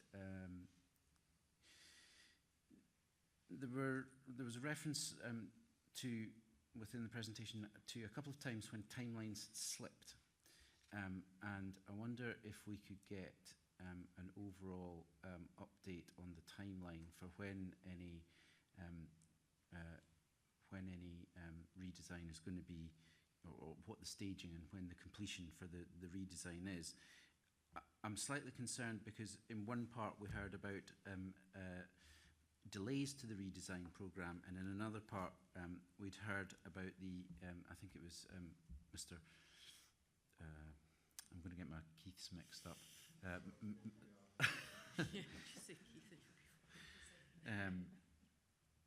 we'd heard about the need to work quickly to address risks. So if we need to work quickly, but there are delays in the redesign programme, those two things are at odds. So firstly, generally an update on the timeliness and the staging of the redesign programme. Hi. Okay. In terms of the timeline, we obviously, as I think I mentioned, we've had to relook at. Push the button. Sorry. Relook at the logistical programme, and that's been driven primarily around changes in service configuration through contingency plans that we'd made. That in itself, through changes in November, has freed up more suitable accommodation to provide the first move. What we're currently doing, and we're in the process of discussions with our workforce and staff side colleagues to look at progressing that first move over the next couple of months. We have what we've been trying to do to prevent delay is to move ahead with the areas which we can in advance of that. So we've procured the number of items to allow us to move forward with some of the risk removement. We've upgraded in areas that we can at the minute, so we've emptied areas that we're able to progress with, and we've got an installation programme ongoing just now on Murray Royal site, installing doors and things where we can do that safely within patient environments without detriment to those individuals. In terms of the timing of the overall programme plan, we will obviously look at that and re-establish the programme plan based on when we have the time of the first move confirmed. If I might just add a couple of things. At the inception of the first logistical plan, some of the assumptions once that planning was to go in place wasn't feasible and wasn't viable. Part of that was around the use of Strathmartin, part of Strathmartin Hospital. However, in terms of the ability to provide a configured environment of care that would meet the needs of the patient group, it wasn't viable to do that on that site. So that's some of the things, some of the challenges that have been on the way. There were opportunities then that have arisen through the amalgamation of the rehabilitation wards, and that's allowed some changes to be made to one of the wards that actually suit it's a suitable environment of care for people with learning disability, and relatives have visited that. However, some of the challenges are around the processes that we need to go through around organisational change and supporting staff to be able to change basic things like the site that they work on. So these are things that have all been challenges on the way that slip things forward. Initial plans are that the first move will take place, we're anticipating by the end of June. And that will then allow a major refurbishment of a ward with all of eradication of all the risks that Keith explained, and then it will also allow other wards to then move in so that can then rapidly pace up. But we can provide an adjusted timeline for information. I think it would be very helpful if we got an adjusted timeline for information. It's 2 years ago tomorrow since I was elected, and I was a proxy member at the first IJB post those local authority elections. I remember carrying around the 1,800-page report which detailed the redesign programme and the justifications for it.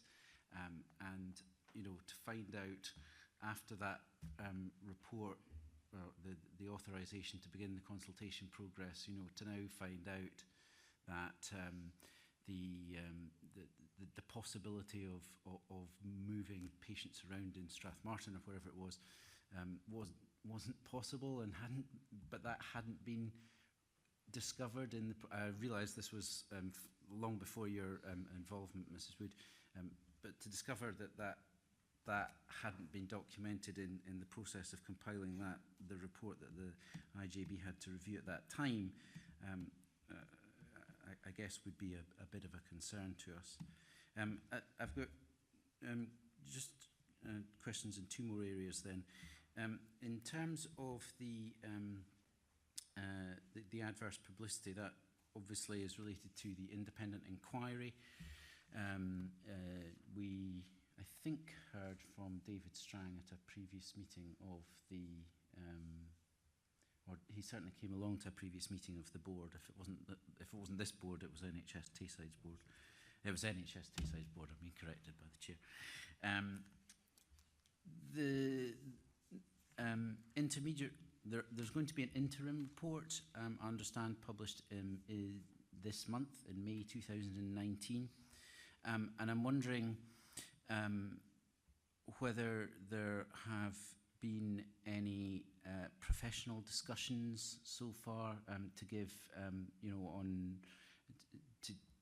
to give interim feedback before the publication of the interim report, and what the time gap will be, if anticipated. I presume these conversations have been had, the time gap between the publication of the interim report and a final report by the inquiry, and also whether you've had any indication that any conclusions or points raised for action in the interim report might lead to might have implications on the redesign programme for inpatient mental health. So no, we have not had any interim feedback or update around the internal review, and my understanding is we'll receive that in due course when the report is published.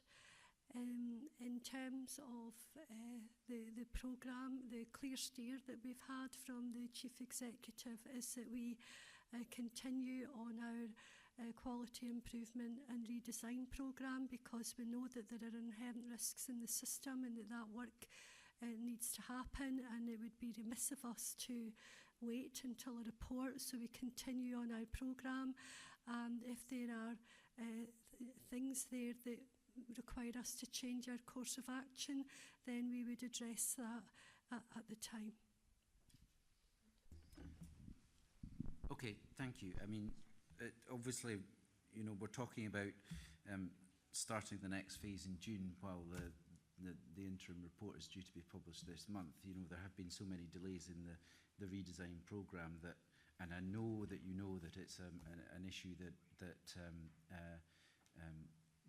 carer and service users representatives have raised about the wisdom of proceeding.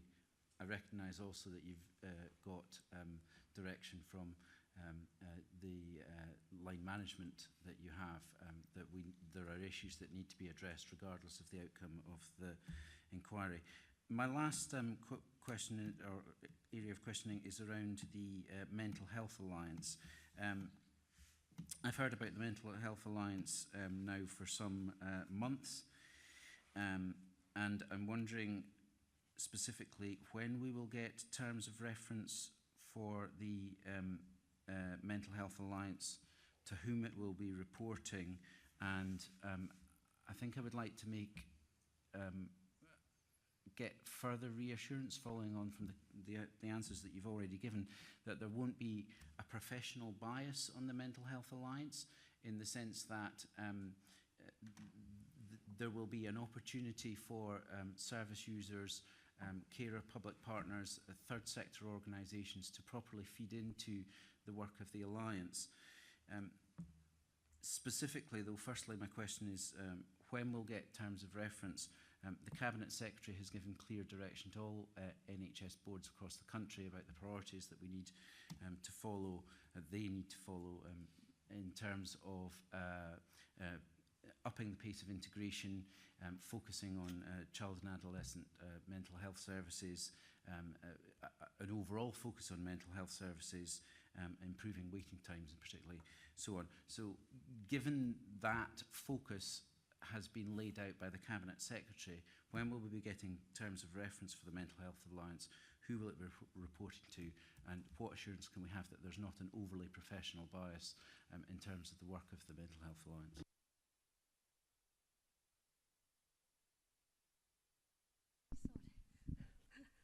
We need to get instructions on how to respond so that people can hear.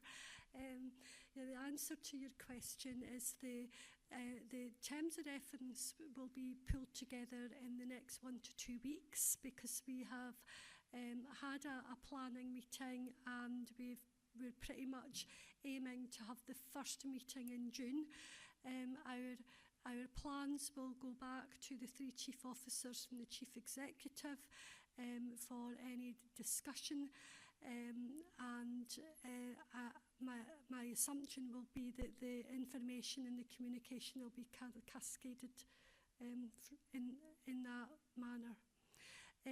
The terms of reference will be evolving. This is completely new, so we need to our collective view really is we need to make a start, we need to dip our toe in the water with this, and we need to evolve things as we go and learn as we go. And in terms of the membership will be, it will not be biased professionally. There are multi-professional input into the Alliance, and as we said earlier, we're very much looking to not set up new infrastructures about public engagement, strategic planning, or any that would be looking to do that through the mechanisms that are already in place and through the leads in the Health and Social Care Partnership. Anything anybody wishes to add? Can I just ask on that? Presumably it will have to come to the Integration Joint Board for approval, given that we are one of the partners within the Alliance, is that right? So I'm happy to be corrected in protocol, but I think it's important to recognise that the Mental Health Alliance is led by NHS Tayside. It doesn't just pertain to those hosted services that fall within our preserve in relation to inpatient mental health, general adult psychiatry. It looks at CAMS, it looks at psychiatry of old age, it looks at everything on that diagram that Keith put up. But certainly once endorsed by NHS board and agreed as the way forward, absolutely we will be cited on it and we will be contributing to it. And I think the important thing that maybe needs to be reflected is the connections to community planning and the ambition to keep people well rather than respond to ill health, and to think about how those interfaces can better work. And again, that brings in the council, brings in the Health and Social Care Partnership.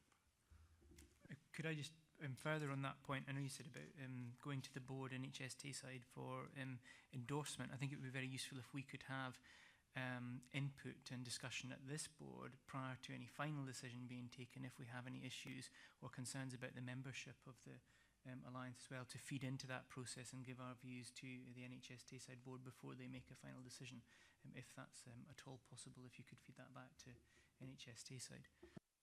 Okay, we can clarify the process for agreeing the terms of reference. Final point from Linda, and then I think we need to move on from this agenda item.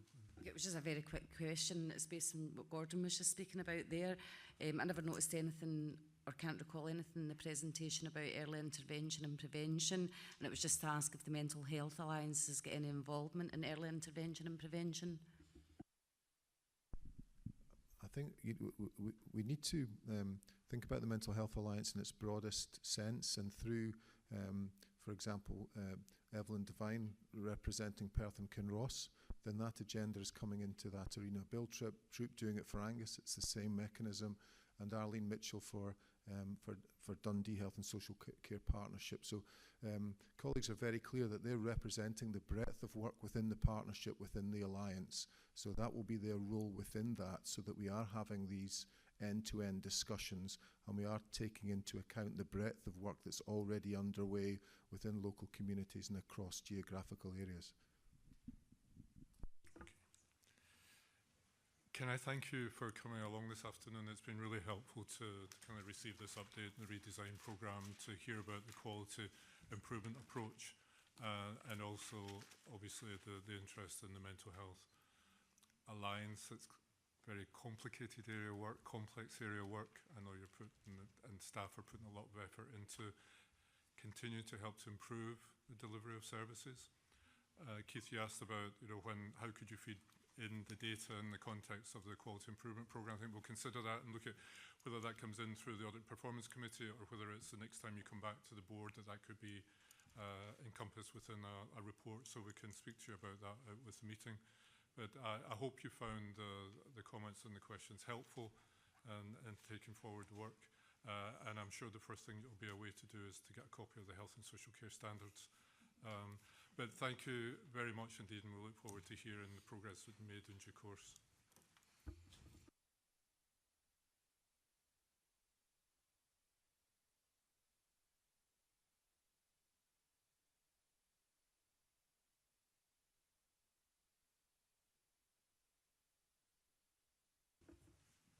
Thank you for your contributions, Karen, to the agenda. Can I move us on to item 8.2, which is the Chief Officer Strategic Update? Gordon. Thanks, Robert. So I would just want to draw members' attention to a number of items that I've cited in this my first update, and I'll talk through them, but not in any great detail because there is information laid out there, and certainly there will be no doubt some questions about some of what I've written. So the first thing I suppose is to talk about the refresh of the strategic plan. Members will remember that on the 22nd of March it was agreed that we would delay the production and publication of Perth and Kinross IJB's Health and Social Strategic Commissioning Plan. And that was for a number of reasons. It was partly because of the imminent arrival of a new chief officer, but it was also a recognition that we had been the subject of an inspection and were awaiting the outcome of the inspection findings. It recognised that there is work going on around the development of Transforming Tayside and the Perth and Kinross offer. And it reflected the fact that we needed to take stock of the findings and the recommendations of the Ministerial Strategic Group's review of integration. So I have, and colleagues have until September to produce a final plan, and with colleagues we have been looking at the key milestones that will get us there, working back from that date to identify who we need to engage in what regard to produce drafts and to test and retest our ambition for how that plan's going to look. One of the aspects of that which I referred to earlier was the hope that we could engage with IJB members, and suggesting that that be the development session that's scheduled for the afternoon of the 5th of June. For by that time we will, I think, have sufficient of a draft to begin that, to have that discussion, but not too far on that the opportunity to influence and shape it is lost, and that then gives us the additional time up until September to do some further work on what it is we produce.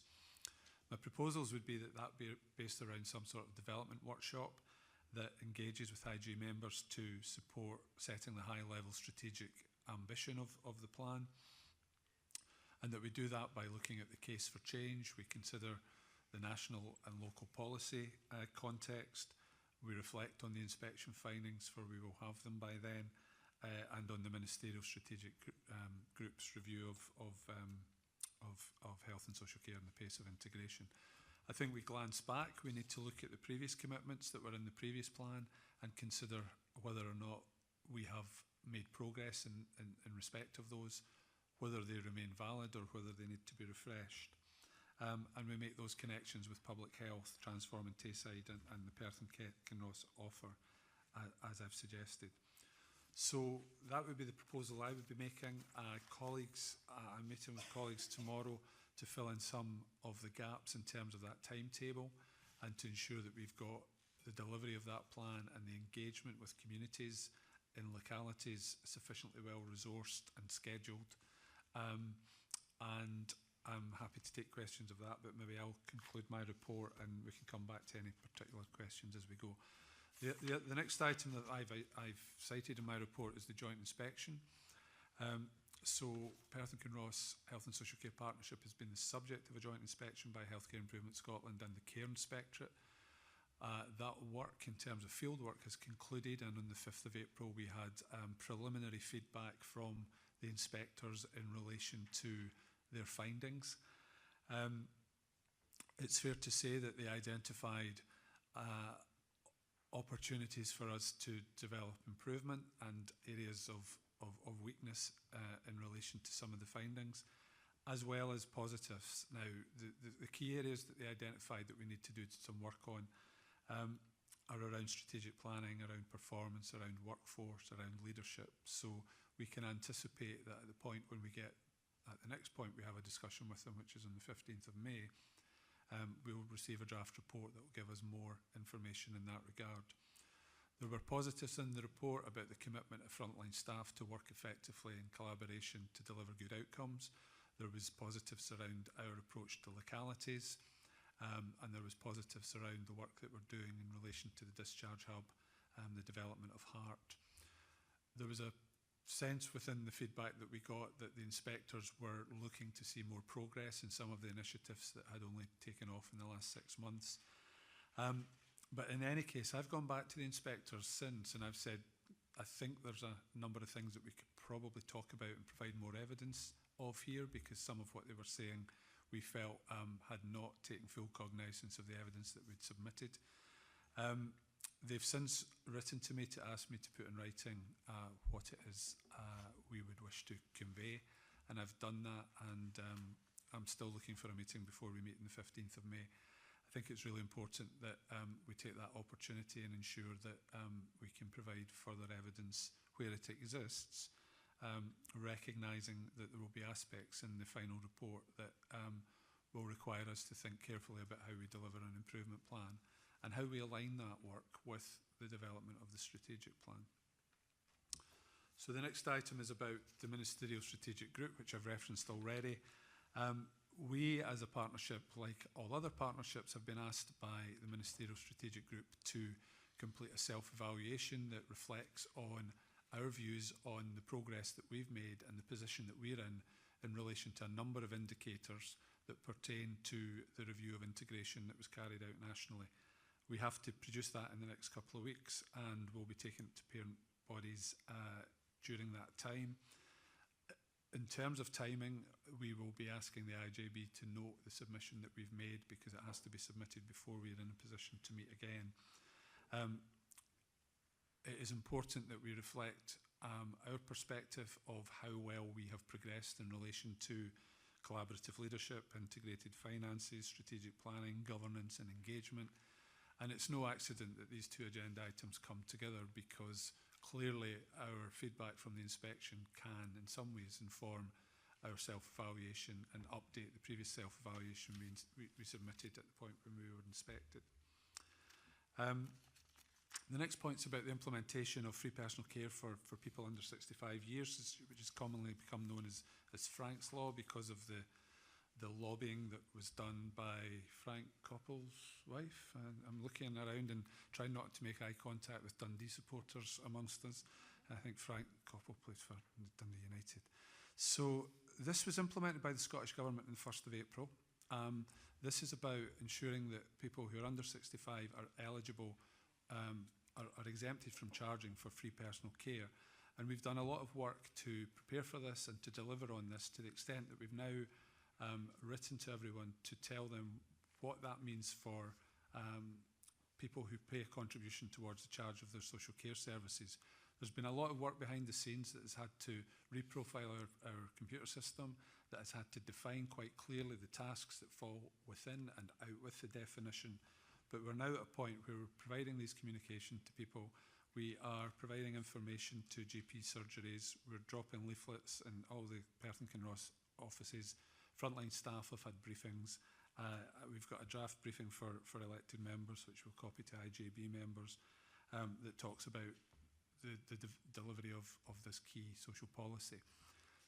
To offset the income that we generate through charging, and have hitherto generated through charging for personal care from the under 65s, the Scottish Government has given us a proportion of the available resources to the tune of £800,000. And at this point, we are uncertain as to whether or not that amount will adequately cover the lost income that we would generate through charging.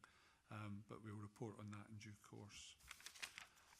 Finally, in relation to updates on the programme boards, on the programme of care boards, I think firstly to say that I think the feedback that we've had around strategic planning and my own observations since I came into post are that we need to take a look at whether or not we've got the right structure in place to deliver strategic planning and whether the 4 programme boards of care need to be revised or reviewed. That aside, we do have reports today in relation to older people and unscheduled care on the update in relation to the winter plan performance and on the primary care improvement plan. And board members will receive copies in relation to copies of reports in relation to the work of the other 2 programme boards at the June meeting. I'll take any questions about any of that. Gordon, thanks very much for the updates. Eric and Xander and Callum. Thank you, Gordon, for your report, which is very welcome, and thanks in particular for the update around the joint inspection and the ministerial strategic group, which it will be good to see the fruits of everyone's labours in coming together with a robust draft strategic plan going forward. However, I just wanted to ask a question, or 2 questions actually, on section 5 of your report in relation to Frank's Law, and frankly, I don't, if you pardon the pun, don't mind that he's a Dundee United ex-player. This is a magnificent development in social care policy. My first question, really, just for my own better understanding, I note the work that's been done around definitions of personal care and non-personal care, and much as I've tried, I can't actually find a legal definition of what is non-personal care, and I'm just wondering if you could just give me a better understanding of that. But my main question, I guess, is around the final paragraph of that section, which has confused me somewhat. You say the actual amount the majority of people pay for their services is unlikely to be affected by this legislation due to means testing, and yet an allocation of £800,000 is being made to hopefully cover the lost revenue to Perth and Kinross. I don't know if I'm misunderstanding what we're trying to say here, but how can it be that the actual amount the majority of people pay for their services is unlikely to be affected?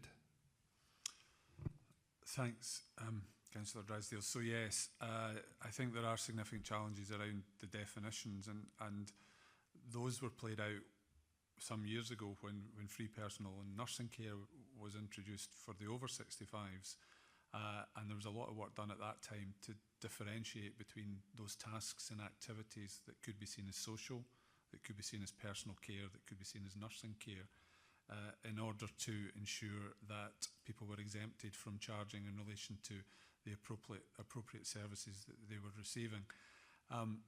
What we can do is try to source the information that you're looking for and get the clarity around those definitions, and provide that to you and other board members going forward.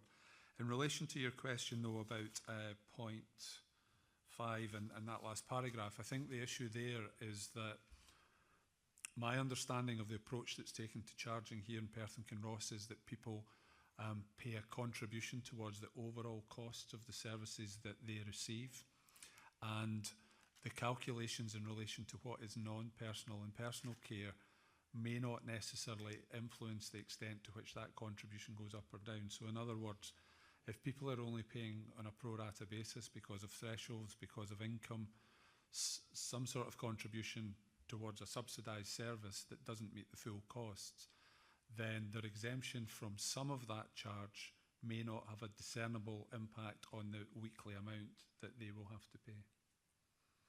And I'm getting some support here from the Vice Chair, who I think, supportive of that definition.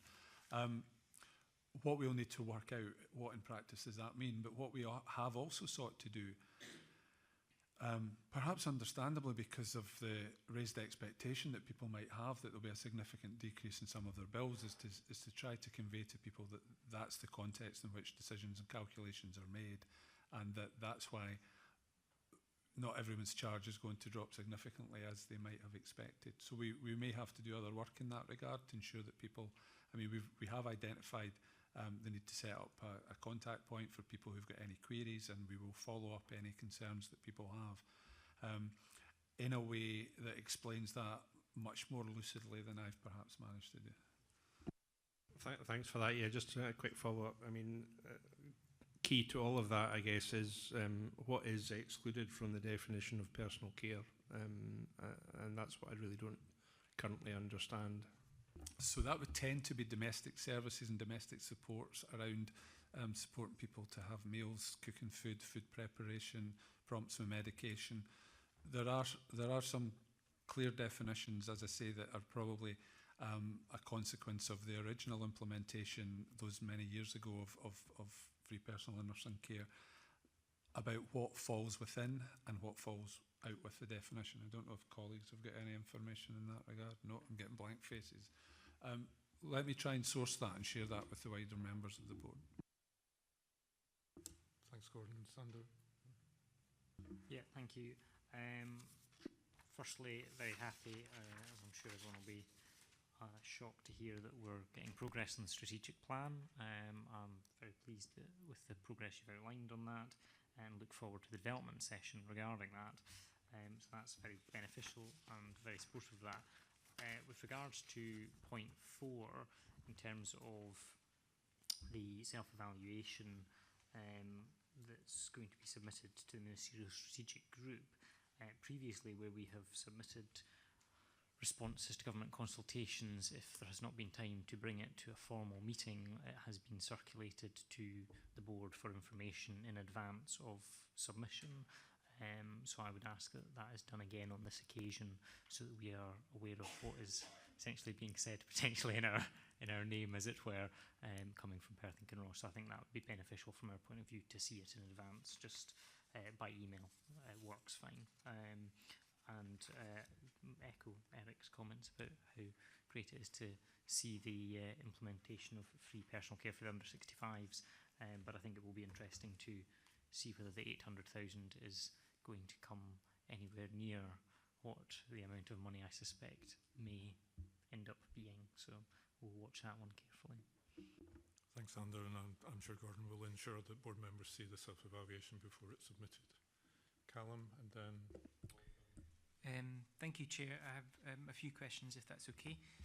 First, on the issue of the Ministerial Strategic Group, the self-evaluation, we did briefly look at the outcome of that review at the most recent Audit and Performance Committee. We also looked at the Audit Scotland report as well, and an outcome of the discussion at that meeting was that we would try to do a similar self-evaluation against the Audit Scotland report. Now, I know this is specifically in relation to the self-evaluation that needs to be given to the Ministerial Strategic Group. We just, if we could have confirmation that that work is being done as well. So I wasn't aware of that, I have to say, but certainly that's something that we can progress. I think we need to reflect on the extent to which the response to the Ministerial Strategic Group's self-evaluation perhaps incorporates all the key elements of the Audit Scotland report, because I'm reminded that the front page of the Ministerial Strategic Group self-evaluation has the same infographic that's on the Audit Scotland report. So I think there will be considerable read across, but where there are gaps, and in order to address that, we can look at that, certainly, Councillor Purvis. Okay, thank you. For the next question was picking up on the issue about the free personal care. Obviously, we've had the discussion about the £800,000 and whether or not that will be sufficient. Obviously, we only have 1 year settlement at the moment. I suppose my question is, do we have any indication if we are going to be getting future contributions in other years to offset that cost, about the of the free personal care, the lost charging income. And if that's the case, do we think that will be updated to reflect the actual lost income once we know what it is?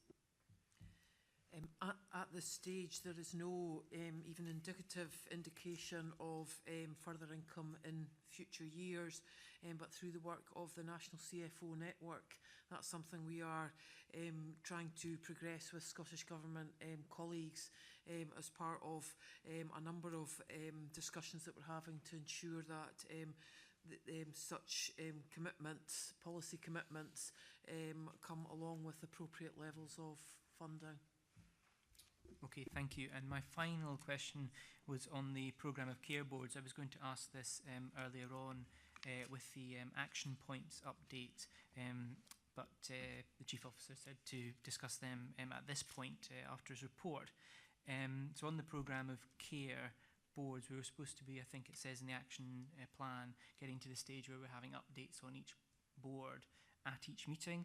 Obviously we have updates on two of them today, and we have had other updates at the previous meeting. I'm just wondering, obviously this is an evolving process, at what point we anticipate we'll be able to get to the stage where we are able to update at each meeting on the four boards. So I suppose my response to that would be the first sentence or second sentence in that paragraph is for me, and I'm being candid here, I need to better understand the contribution that the programme of care boards make. In terms of strategic planning, we need to look at the extent to which they inform the development of our strategic plan, or the strategic plan informs the delivery of operational and implementation activity that they're embarked on. I think we need to, in terms of also the terms of reference, which was a matter that the IJB have previously considered, is to extend, if we are going to continue as we are with the four programme of care boards, extend the membership to have better representation of the third sector of service users of care and of carers. But I think what we need to probably do is to declutter what I'm finding to be quite a confusing landscape in terms of strategic planning, in terms of financial recovery, in terms of transformation, and in terms of some of the other big ticket items. So if I could appeal to the IJB to give me some forbearance in that regard, I'll work with colleagues and we'll look at whether or not we've got the correct model to most effectively deliver on the strategic direction that you want to set for us. No, that's a very welcome suggestion. I suppose that the nub of the issue for us, however we decide to deliver it, whether it's through four programme boards or a different means, is that we have the information and the assurance about the services that are being provided. And I hope through some of the things we're doing at the Audit and Performance Committee, by getting the performance updates, which we hadn't had in the past, we're able to see actually, because we are a service-based organisation, and we should be looking at the outcomes rather than just, although they are important, finance and risk and audit and all of those things. And I think perhaps both at the IJB and at the Audit and Performance Committee in the past, we haven't had a focus on this. So I think from my perspective, obviously they have a functional role in terms of actually determining how things are delivered, but also in order to make sure that the board knows what's going on, and we can give the strategic direction through those as well, that those are very important, whatever shape or form that might take. Thanks very much for those comments, Callum. Bob? Thank you, and welcome, Gordon. It's so nice to see you again after some 25 years of sharing a staff development training and social work room in Fife region. So it's nice to catch up again, so welcome. I just want to ask briefly about the refresh of the strategic plan again. I've already listened into some of the other two areas I've produced theirs, and so far public consultations seem to be a very important part of bringing together this documentation and the processes that you've gone through. If you could shed any light on what would be your thinking and any fresh thinking you might bring to that, and what impact that might have on likely timescales for production. So the timescale for production will remain fixed unless the IJB choose otherwise in relation to delivering by the 27th of September or at the 27th of September a final plan for sign-off. I expect that provides a challenge, but also I think in relation to the additional time that it's provided us, gives us ample opportunity to both look at what we already know people are telling us about the quality of services and their ambition for how these should be designed and developed. And we have already got in place arrangements to engage, and we've got a body of evidence and feedback from communities and service users that we can use. But also to take to the localities specific consultation events, to have days, open days or open evenings, where we're asking people questions about how they would like to support the development and influence the design of services at a strategic level, but also locally and operationally in the context of some of the new models of care that we're seeking to advance.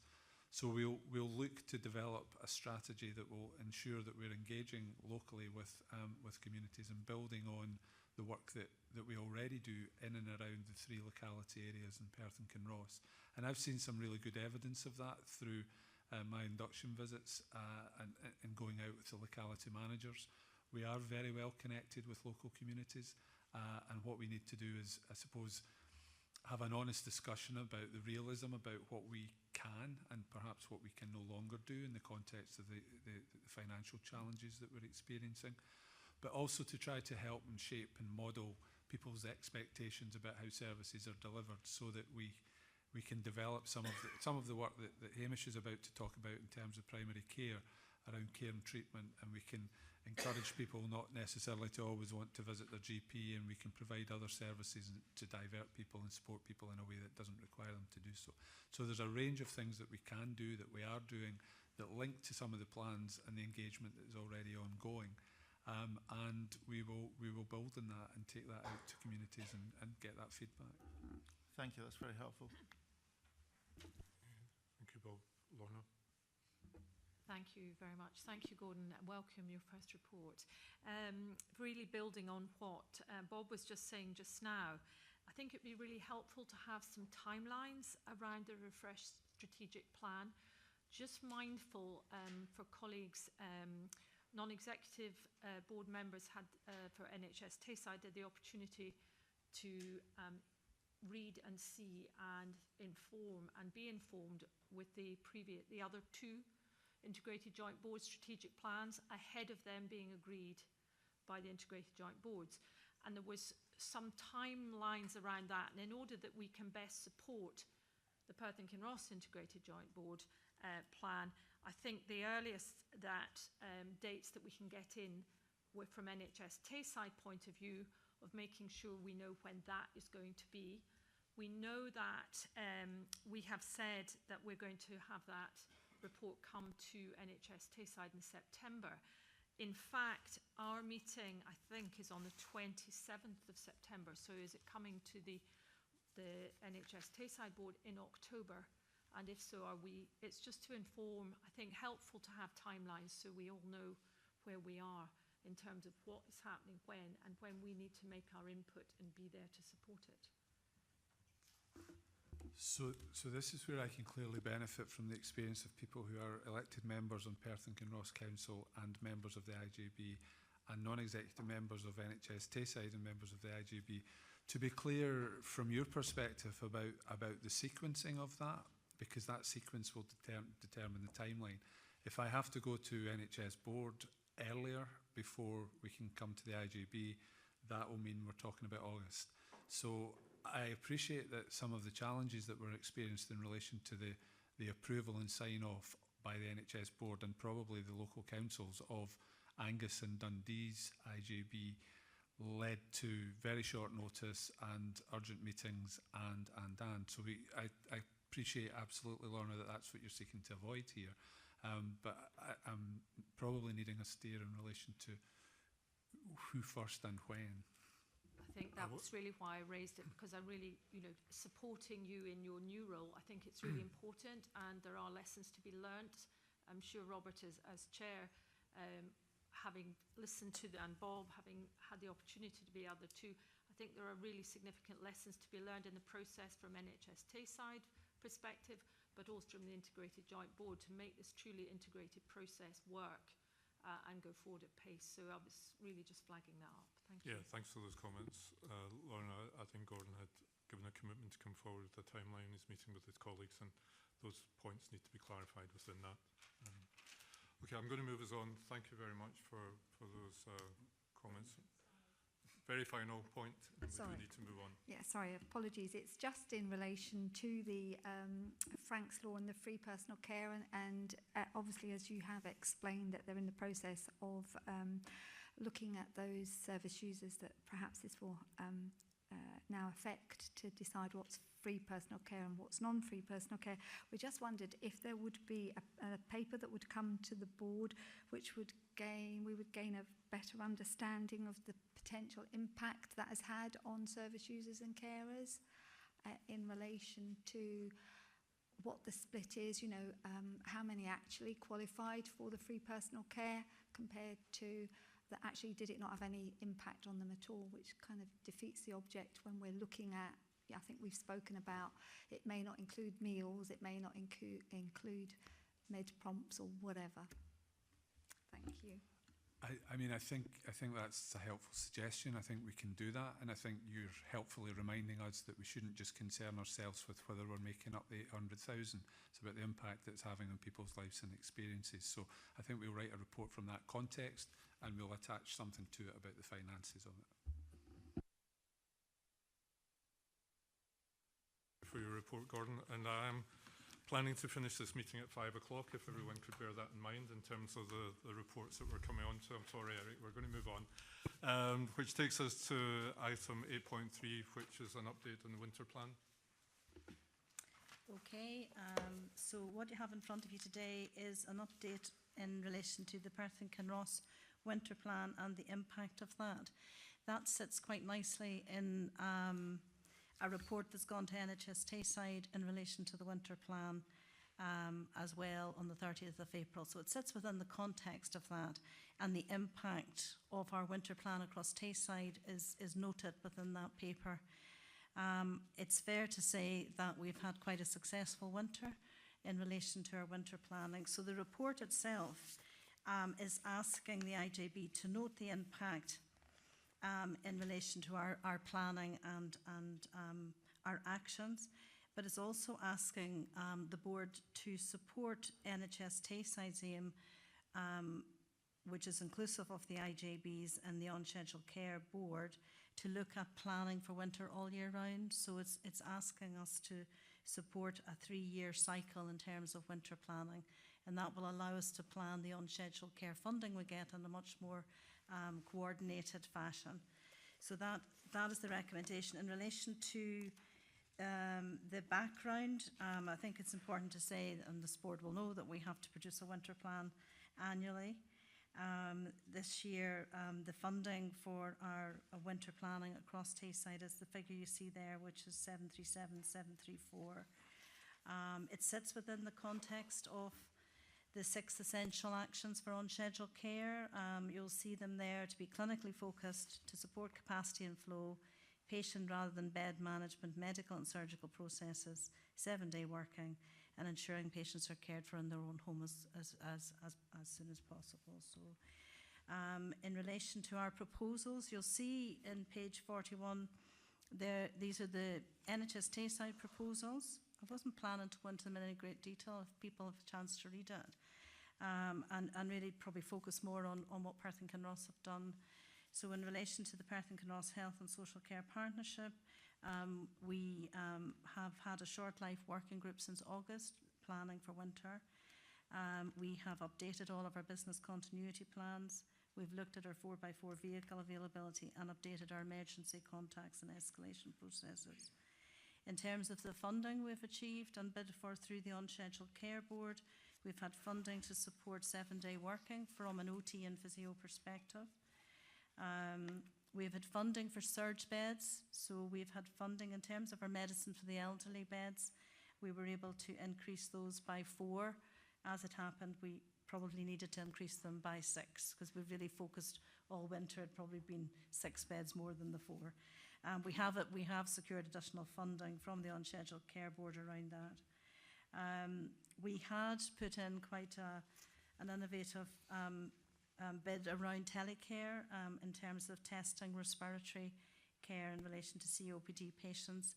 That unfortunately didn't come to fruition at the winter period. We were awaiting equipment, and it was really just getting everybody to the table. So we now have a short life working group. We're moving that forward. We have achieved the equipment and are moving that forward in terms of testing that respiratory pathway, and that'll work in conjunction with wider work we're doing around respiratory care. In relation to social care, we received an allocation in terms of our heart support, heart home assessment recovery team, and in relation to the voluntary sector, we were able to secure the Royal Voluntary Service for the winter planning. This was a very successful pilot over winter, and our proposal, as you'll see there, is to go back to the Unscheduled Care Board within the 3-year planning cycle to see if we can secure funding on a more permanent basis, because that has proven to be a very successful pilot. Within that, we'll also review, we have currently an SLA with the RVS, so we'll look to revisit that as well. We achieved additional social care support for interim placements to the tune of 15,000. So in general, on page 44, you'll see that we planned for 113,000 in terms of support of our winter plan. We actually received 135,000 in order to do that. In relation to the outcomes, which are probably sitting more in the Tayside paper, I think to say we've had a very successful winter. I have to say that March has been a more challenging month than November to February. So we have seen some increases around March, which is beginning to settle now. We have managed capacity and flow extremely well. We have seen minimal boarding in PRI. We've seen minimal waits for actually getting a bed over winter. Our delayed discharge position we've managed to hold, and our lengths of stay in the hospital we've managed to hold over winter as well. So all in all, a pretty successful winter plan this year. So so I don't think there's much else to say really than that. So. Are there any comments, Lorna? Evelyn, my comment very brief. At the NHS Tayside Board, as you say, this paper has come to that, and I think it was agreed across everybody who was there just how well this plan worked, and the amount of work that had gone across the teams to really integrate this and make it work. And I really just wanted to make sure, although it's, chief officers were there, that this actually goes back to the staff, particularly at PRI, about the amount of work and the dedication that went into this, and across the whole team working on this really was very effective, and a lot of lessons learned from last year. And I sat in PRI in some of the huddles and actually heard it working in practice. So I really just want to commend that. One question really was around 3.8, the additional social care funding. There was an underspend there, as we'll see. And I just really want to ask the question, the underspend, there was 10,000 available, 4,600 was actually used. Is that there for use for next year? Are there lessons to be learnt in that it wasn't successful? Limited interest? Just any clarification around that? So I think, there's two things really in lessons learned. I think it's planning more in advance for the social care element of that, in terms of, because you're really depending on being able to do additional hours and planning ahead of that. So we probably need to take more cognizance of that going into next year. So that was one thing, and there was another point, but I don't remember. Weekend discharging, so that's another learning curve. We need to do that. Probably need to focus a bit more on that again for next year as well. So.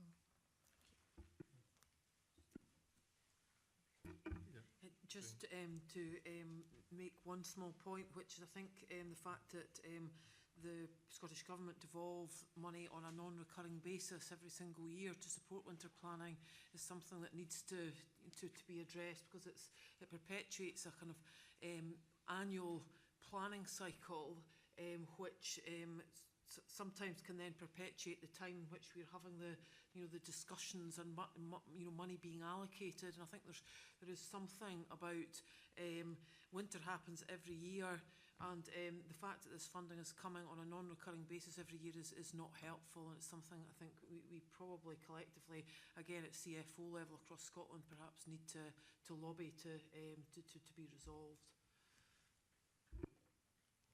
I think that's right, Jane. I think that's really where the on-schedule care board are coming from, is if we could do the 3-year cycle. But you're absolutely right, if the money's not recurring, then you still need to be mindful of how we do that. So.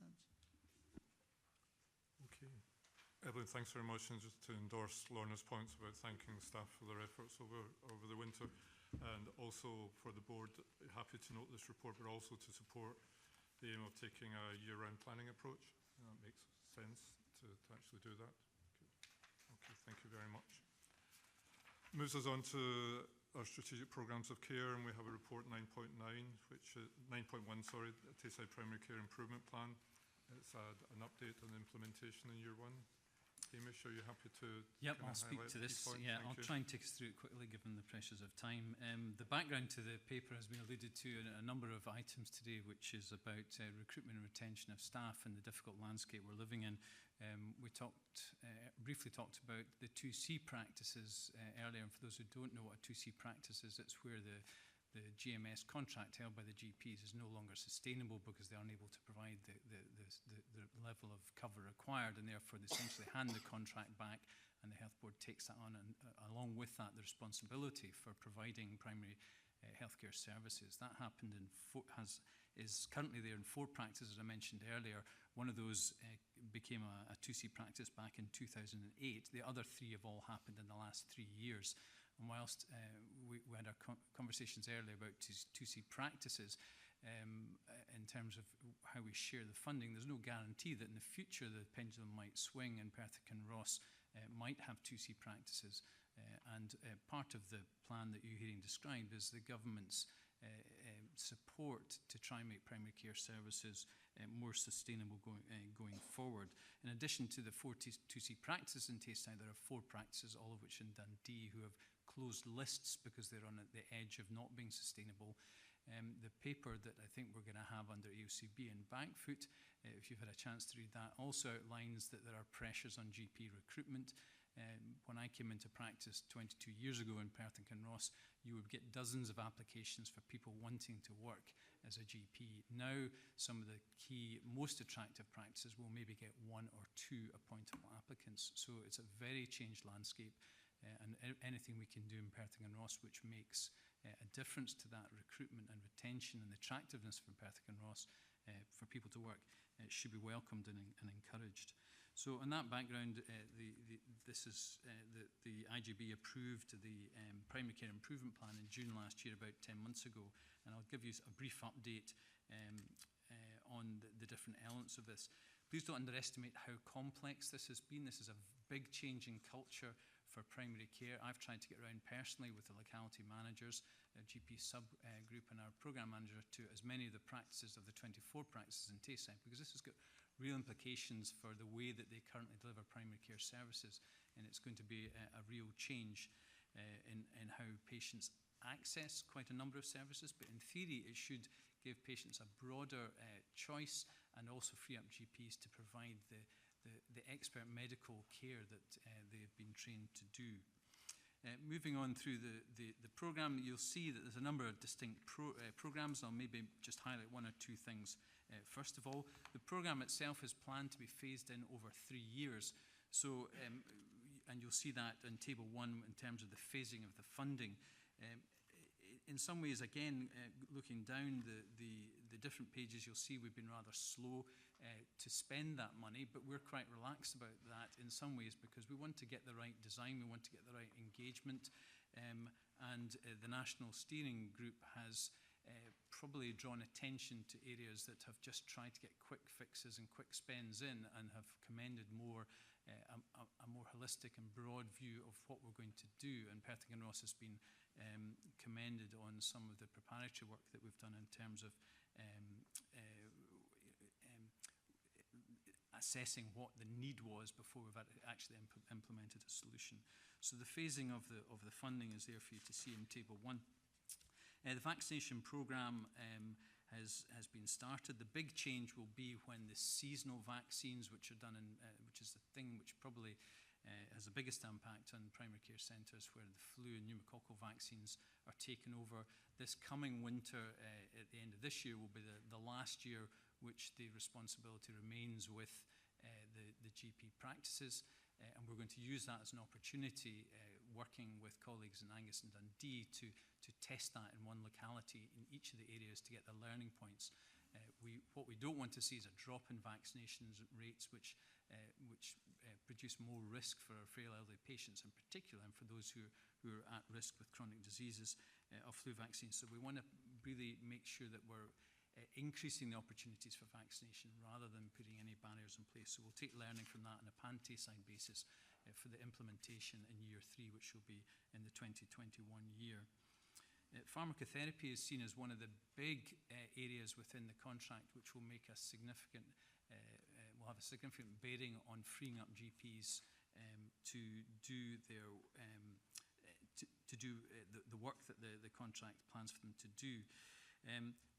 Some of the figures that you've presented here are not quite accurate, and the reason for that is we're still in a debate with the central NHS Tayside Pharmacy as to what their core funding is for this, because the Primary Care Improvement Fund will only fund beyond what that was. We're still negotiating what the starting point was, and I know we're quite far down the line, but I'm fairly dogged in wanting to make sure that we get a fair share of the core funding before we're asked to fund additional workforce. So there's been a bit of discovery through that. Where we started with 8.5 pharmacists last year, we're now up to 12.5, so a 50% increase. And we had 0.8 technicians supporting that work, and we now have 3 times that in 2.4. What we'll be aiming for ultimately is 19.6 pharmacists and 6.1 technicians supporting that, roughly. That's our best guess at what a workforce should be. And with that increase so far, we've managed to implement the level 1, at least part of the level 1 in the contract, which is predominantly about patients coming out of hospital and having complex new medication regimes properly and timelessly and safely reconciled with what is in the GP record, so that the patient's ongoing medicines are in fact aligned with what was intended. There are many other aspects to that, but that's one of the main ones. The barrier to us not being at 19.6 pharmacists, again, is a recruitment workforce issue. There are just not enough pharmacists, and there's been questions and responses which could be mirrored for nurses, for consultant psychiatrists. The same holds for physiotherapists, for pharmacists, for GPs. So it's a national problem. Moving on to the community care and treatment services. Phasing in over the next 2 years, we're at the start of year 2, one of the contract implementation. The responsibility for a wide range of services will lie with the Health and Social Care Partnership through the IJB. And that means if you have a routine blood test request, then it will be the Health and Social Care Partnership's responsibility to provide you access to that, and no longer the GP surgery. The same applies for wound cares, routine tests like spirometry for breathing assessments, ECGs for heart assessments, etc. So there are a number of these tests which we need to set up provision across the patch, and this is a very complex delivery which is now sitting with our locality managers. We would anticipate, there is an expectation, I should say, that access should not be reduced and that it should be as near the patient's current location as possible. We would hope that this will improve access by providing patients the opportunity to access the service on a number of locations rather than just their own GP surgery. We would see that a central Perth hub is likely to be, well, it's certainly what all 8 practices in Perth City are looking to support. We expect to use our community hospital basis to enhance what the community hospital is doing, but there are more rural outlier practices that we will have to look at how we staff that within the practices. But if you're in a rural location, you happen to work in Perth City or one of the other large conurbations in Perth and Kinross, you should be easily able to access these services there as well. And there should be a seamless IT link which will make sure that the results for that go back to your GP practice. So I'll come back to one of amongst the challenges in terms of the IT bits of it. So we're moving forward with that. We're working in partnership with the Medical Diagnostics Department in Perth. We're actively recruiting people who are expert at delivering some of the tests in the PRI hospital. So some of the expertise will be rolled out, and we will bring that out into right across Perth and Kinross. The advantage of that is that it will also avoid duplication. So often patients will get a test in their practice, then they'll go to the hospital, have it repeated because either it's not been communicated, it's not been shared through IT, or because our secondary care colleagues maybe don't trust or can't be sure of the quality of the testing process in terms of quality assurance. So there will be additional advantages to that. Moving on to urgent care. At the moment in Perth and Kinross, we are focusing on, we've recruited 3 advanced nurse practitioners who will work more proactively in our care homes predominantly, and perhaps some of our homebound elderly patients. But they will work proactively to make sure that there's more proactive care, anticipated care plans, escalation plans, and they'll be able to respond quickly and liaise with the GP practice and some of our medicines for the elderly colleagues if there's any deterioration. So I think that will be a really good development, and it sits really well with the funding approval that the IJB gave last time in terms of the community respiratory team and also for the enhanced community support. So this has the potential to bring out a real transformational change in the way we deliver care in Perth and Kinross, so that we're doing it much more in the community base and supporting patients nearer to their home. Musculoskeletal, picking up on item 3.5 there. Again, this is an element where GP practice think this will be a really significant thing. I have to say that if I have a sore knee or a sore shoulder, I go to have a quiet word with a physiotherapist in our local community hospital. I don't tend to go and see my own GP, and that's because physiotherapists are very expert at that thing. And the comment that Gordon made earlier about making sure people are being left to operate to the top of their grade and top of their professional expertise, it really holds true in a number of these areas in the contract, and one of these is the physiotherapist. So if you have a sore whatever or a musculoskeletal issue, you will phone up and no longer see your GP potentially. You'll first and perhaps only point of contact would be to see the physiotherapist. So at the moment we're delivering 13 clinical sessions as we roll this out, and the plan was to roll this out over the next 10 months or so right across in Perth and Kinross, delivering 30 sessions per week, session being half a day. Again, the issue is recruitment, and we've also lost 2 of our very experienced existing musculoskeletal team in Perth and Kinross, so that's probably slowed down the recruitment going forward as well. Moving on to mental health, we've heard quite a lot about that already.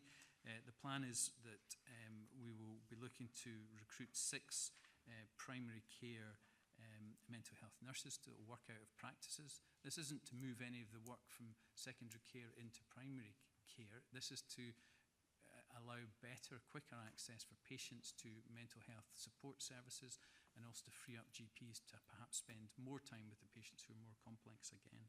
Currently we've recruited to 4 of these posts, and we're looking to recruit 2 more or to adapt the existing teams we've got. Alongside that, which is outside the Primary Care Improvement Fund, we're looking to recruit 3 mental health support workers, which will be funded through the Action 15 monies. Social prescribers we've mentioned before. PKC funded 3 full-time social prescribers. We talked about this at the IGB BRG session the other day.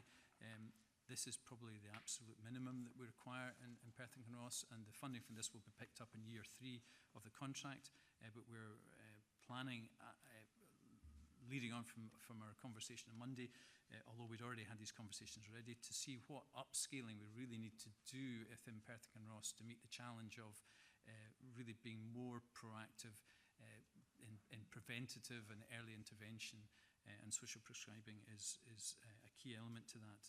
So we would expect to be coming back to the IGB at some point in the future with a proposal around that. Moving on to number 4 is about the finance, just to say that this is ring-fenced This is only to be used for primary care improvement plan purposes. It can't be used for anything else.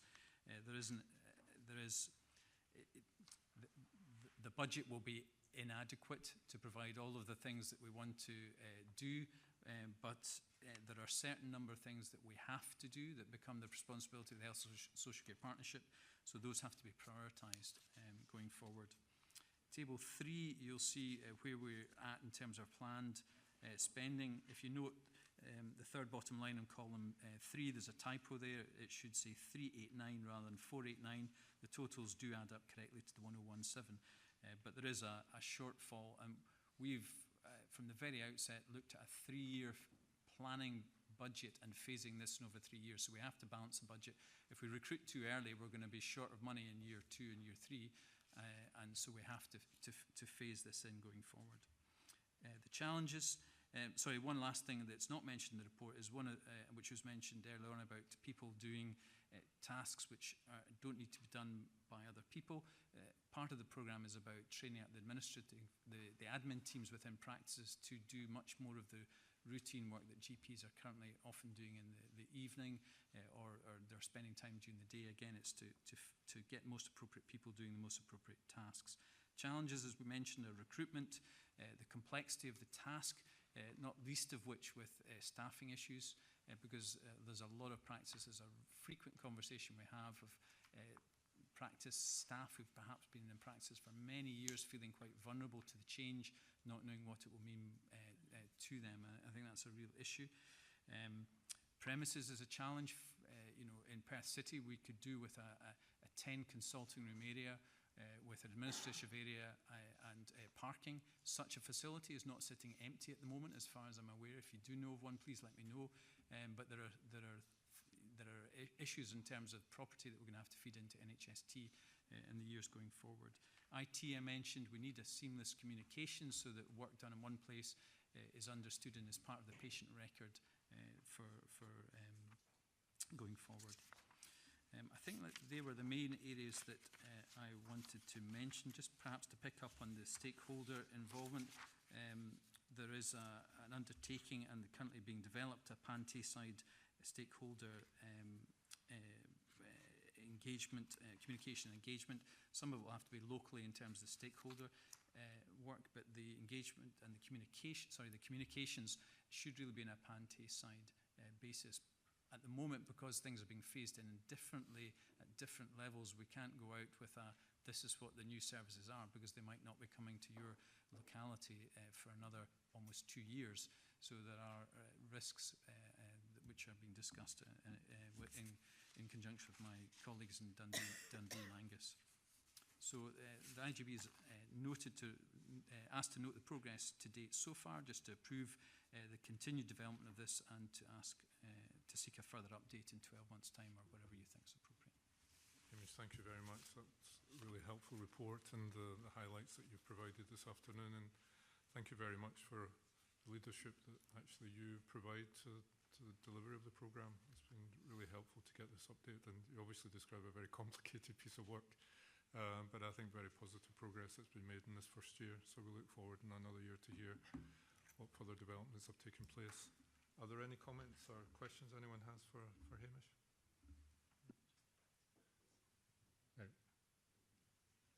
Yeah, thanks, Hamish. Some really terrific work that's been done there, and thanks for your update. I just had a couple of specific questions. One regarding the vaccinations transformation programme and the plans to change the delivery going forward.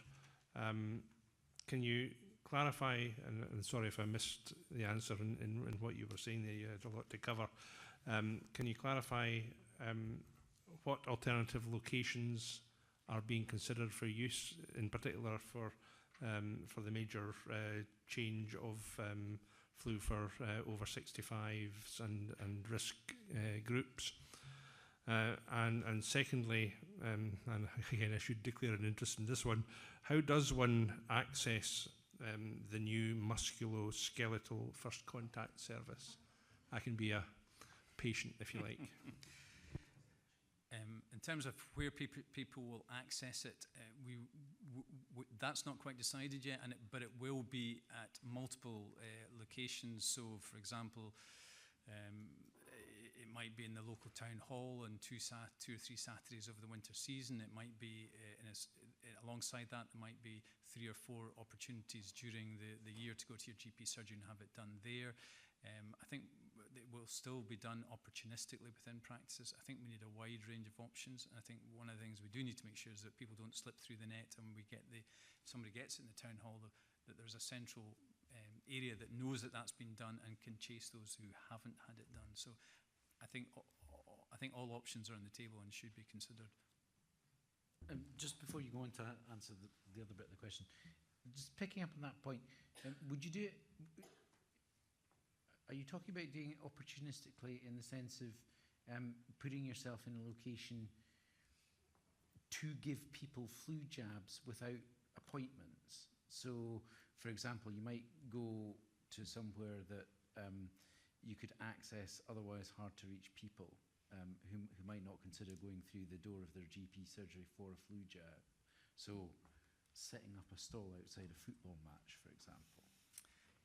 Yeah, absolutely.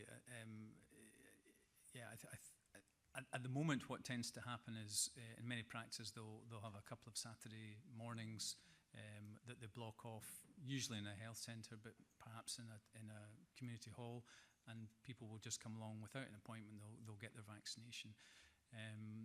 Again, having access to the records to make sure that they've not had it somewhere else before and that it's safe and they've no allergies are all sorts of the issues we're wanting to we have to address. But absolutely setting things up in locations like St Johnstone, obviously we need clean, safe areas. You need the cold storage chain to be secure for the vaccination integrity, etc. But yeah. The second question, in terms of how you access the musculoskeletal services, that will probably vary from practice to practice. Some practices, for example, my own practice, we introduce triage nurses. So every acute request for a GP appointment that day gets phoned back by a GP or a nurse who will triage the call and direct the patient to the most appropriate place. So that means if somebody phones up saying, I've got a sore shoulder or a sore knee, we would then offer them an appointment with our musculoskeletal service. We'll be able to give them the time and the location of that, which may be in our own practice or it may be in a community hospital next door, but we'll have the ability to make those appointments remotely. Other practices, perhaps will be the reception staff. Ultimately, we would expect patients to phone up and no longer see the GP as the gatekeeper for all services, but will be phoning up and saying, I'd like to see the physiotherapist for my problem. I'd like to see the pharmacist to discuss my medication. I'd like to see your nurse practitioner because I've got a minor injury or illness.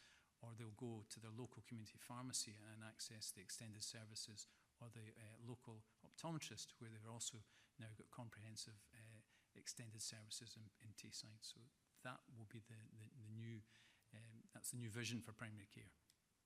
Thank you. I'll try that at 8 o'clock tomorrow morning. Thank you. Depends on what practice. Sorry, just a quick question. How will this be communicated to people within communities so they've got a good understanding of the new processes and procedures for seeing a GP or another practitioner? So the process for seeing the GP won't change. It will carry on as it is, and I would imagine that every practice will still act as a signposting for whatever new services. I think patients will eventually get used to that, but it is recognised that we do need a communication plan right across Tayside. But as I alluded to earlier, it's difficult to do that now when it's not all services are not available everywhere, and different services, the same services will be accessed differently in different parts of never mind Tayside, but within different localities. So it is quite complex, but it's something that we are undertaking to do at the moment.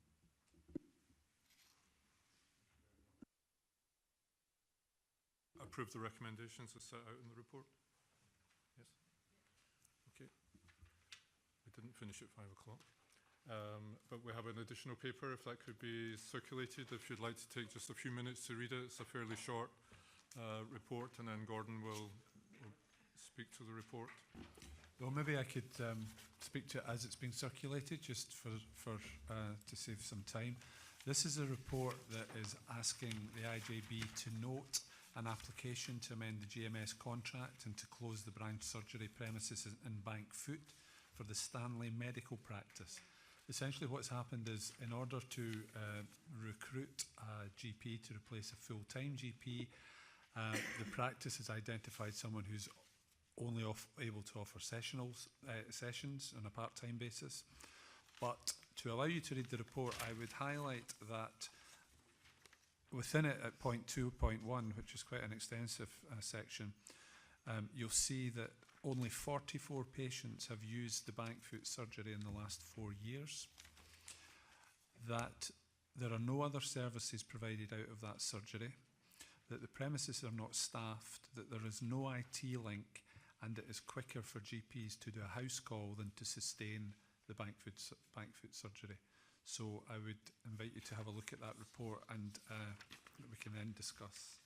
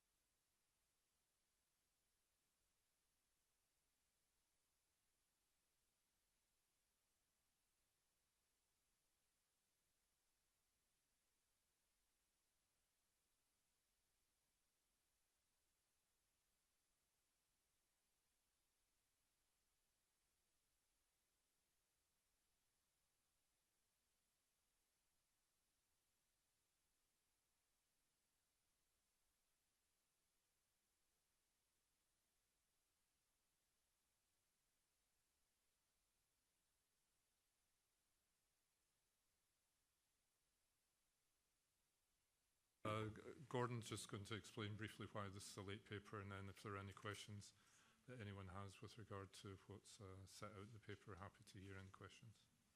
Gordon? So yes, I should have said from the outset that my apologies that this has come as a late paper. Essentially that was because I had understood that this paper needed to go to NHS Tayside Executive Leadership Team.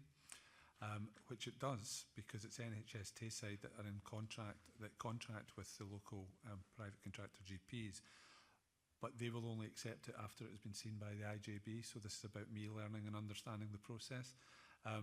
I would ask you to make a decision or to note this report on the basis that otherwise this won't be able to be progressed until after the June IJB, and I regret that you've got it at very short notice.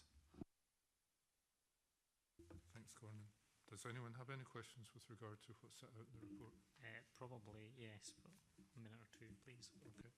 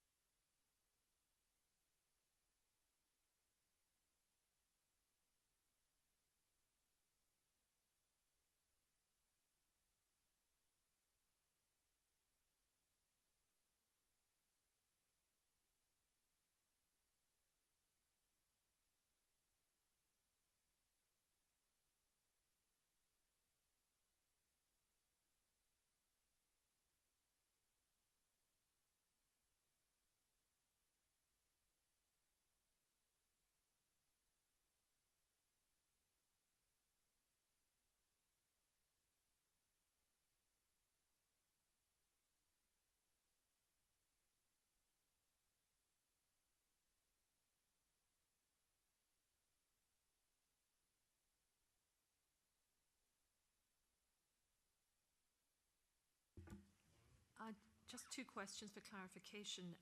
Under 2.2, it says the Luncarty branch surgery was closed several years ago.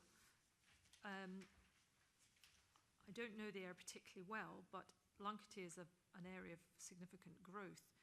Is there an alternative GP practice in Luncarty other than this offered by this branch? No. I mean, it's relatively close. I don't have my internal Google map, but it's probably about 2 miles. So there isn't one in Luncarty. Thank you.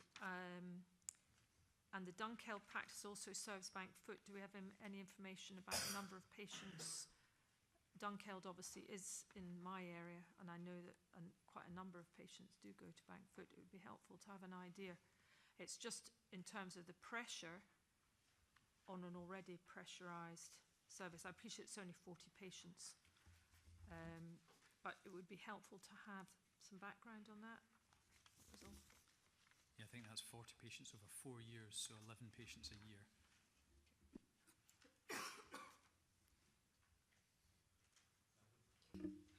Yeah, I'm not sure if I've maybe missed this in the quick reading of the paper, but it doesn't actually say what the hours of the current branch surgery are, and therefore what we're...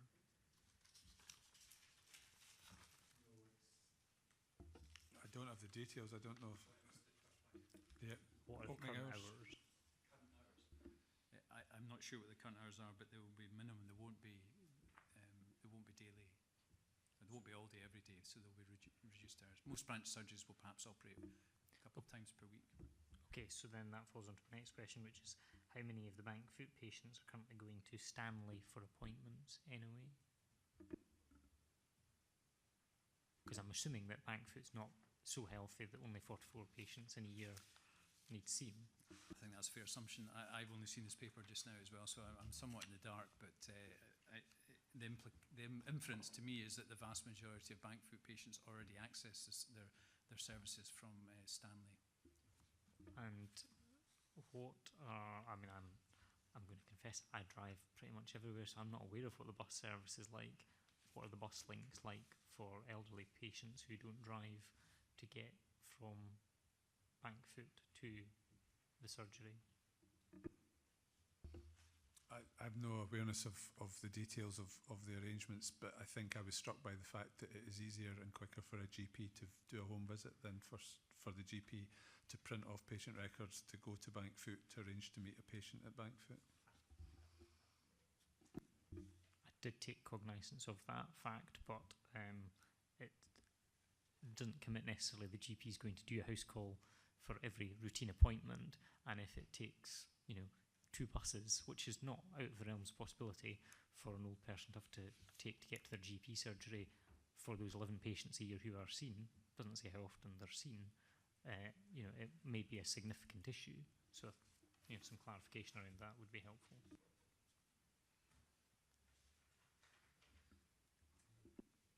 I would like to get a clearer understanding of the consultation that took place, given that previous consultations have been criticised for not being as thorough as they should have been. And if the consultation was thorough, I think there should be more steps taken to communicate or get feedback from people in the community about how they feel about the surgery closing. Can you comment on that, Ron? I'm afraid I don't have any more detail than is in the report, which talks about the consultation, talks about engagement with the Community Council and local elected members. I have a sense this paper might have to come back next time. I'm not sure what others think, but are you happy to approve what's suggested here? Chair, I take a contrary view. I think we have to have an eye on what is reasonably practical here, and if the usage is as infrequent as it is, and the premises and the IT are as inadequate as they are, I think what we're looking at here is an entirely sensible and realistic proposal, which I'm happy to move. I think just on that point, I'm not necessarily sure that it needs to come back, but I would like answers to the questions that have been asked for reassurance, because I think these are questions I would have liked answered in the paper, to be honest. Okay, we can ask for those to be provided. Otherwise, you're happy for this to go forward to the extended leadership team. It's maybe not necessary for me to add a comment, but I would wholly endorse what Councillor Drysdale said. It's practising medicine in a completely inappropriate environment without other staff in the building for supervision purposes, with no access to medical records, and with the pressure on recruitment. There'll be a much bigger impact if that practice does not recruit this GP to a much larger number of people. There was a large number of branch surgeries right across Perth and Kinross historically, and I think that probably reflected poorer travel links, poorer access to public transport and personal private transport, and that has changed completely. We used to do a surgery in Braco and Muthil, which are 15-20 minutes away from our own surgery, and nobody bats an eyelid in terms of having to come into Crieff, because they get a much more comprehensive service and a modern facility which is much more suitable for this. So I would certainly whilst there might be questions to be answered, I would commend that this is the right thing to do. I'm very grateful for the questions, and we will secure answers, because I think that whoever's taking this to the ELT will be asked similar questions. So this report will be developed in light of that, but separately we can certainly give the information that the IGB members are looking for in this regard. Okay, thanks very much.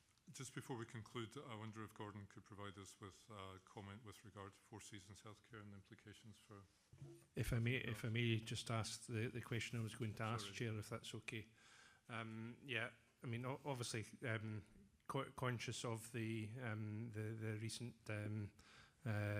news regarding Four Seasons Healthcare, and in previous IGB meetings, as those longer in the tooth may recall, significant concern was expressed regarding our reliance on the private sector for care home provision. This is another example of where the financial model does not appear to be sustainable. I would just, without wishing to put our new chief officer on the spot, I would like to get his views on the reliance on the private sector for care home provision, and specifically in relation to Craigie-Now's, what assurances can be given, if any, at the moment regarding the continued use of that facility, albeit under a different corporate structure.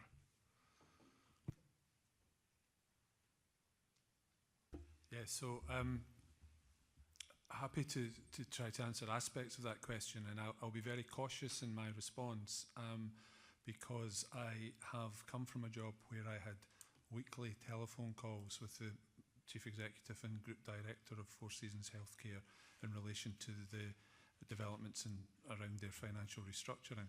And I think it's more important to reflect on the position that has been shared with through the National Contingency Planning Group that is coordinated by COSLA and involves Scottish Care and the Scottish Government. In relation to what is occurring here, this is a company who are embarking upon financial restructuring. They are in administration, which is described as a pre-packaged administration, which is the process that they need to go through in order to take their care homes to the market.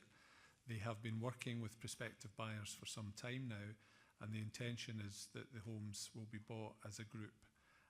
That will likely include the Perth home, and we are advised that the intention is to continue to maintain the business, to sustain the services that are operating, and that it will likely have no discernible impact on the delivery and quality of care, which in relation to Four Seasons has improved in Scotland over recent years.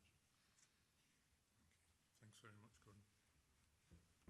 Thank you. Insofar as that relates to that particular care home, I just wondered if you're in a position yet to comment on the level of reliance on the private sector and how sustainable the financial operating models in that sector seem to be.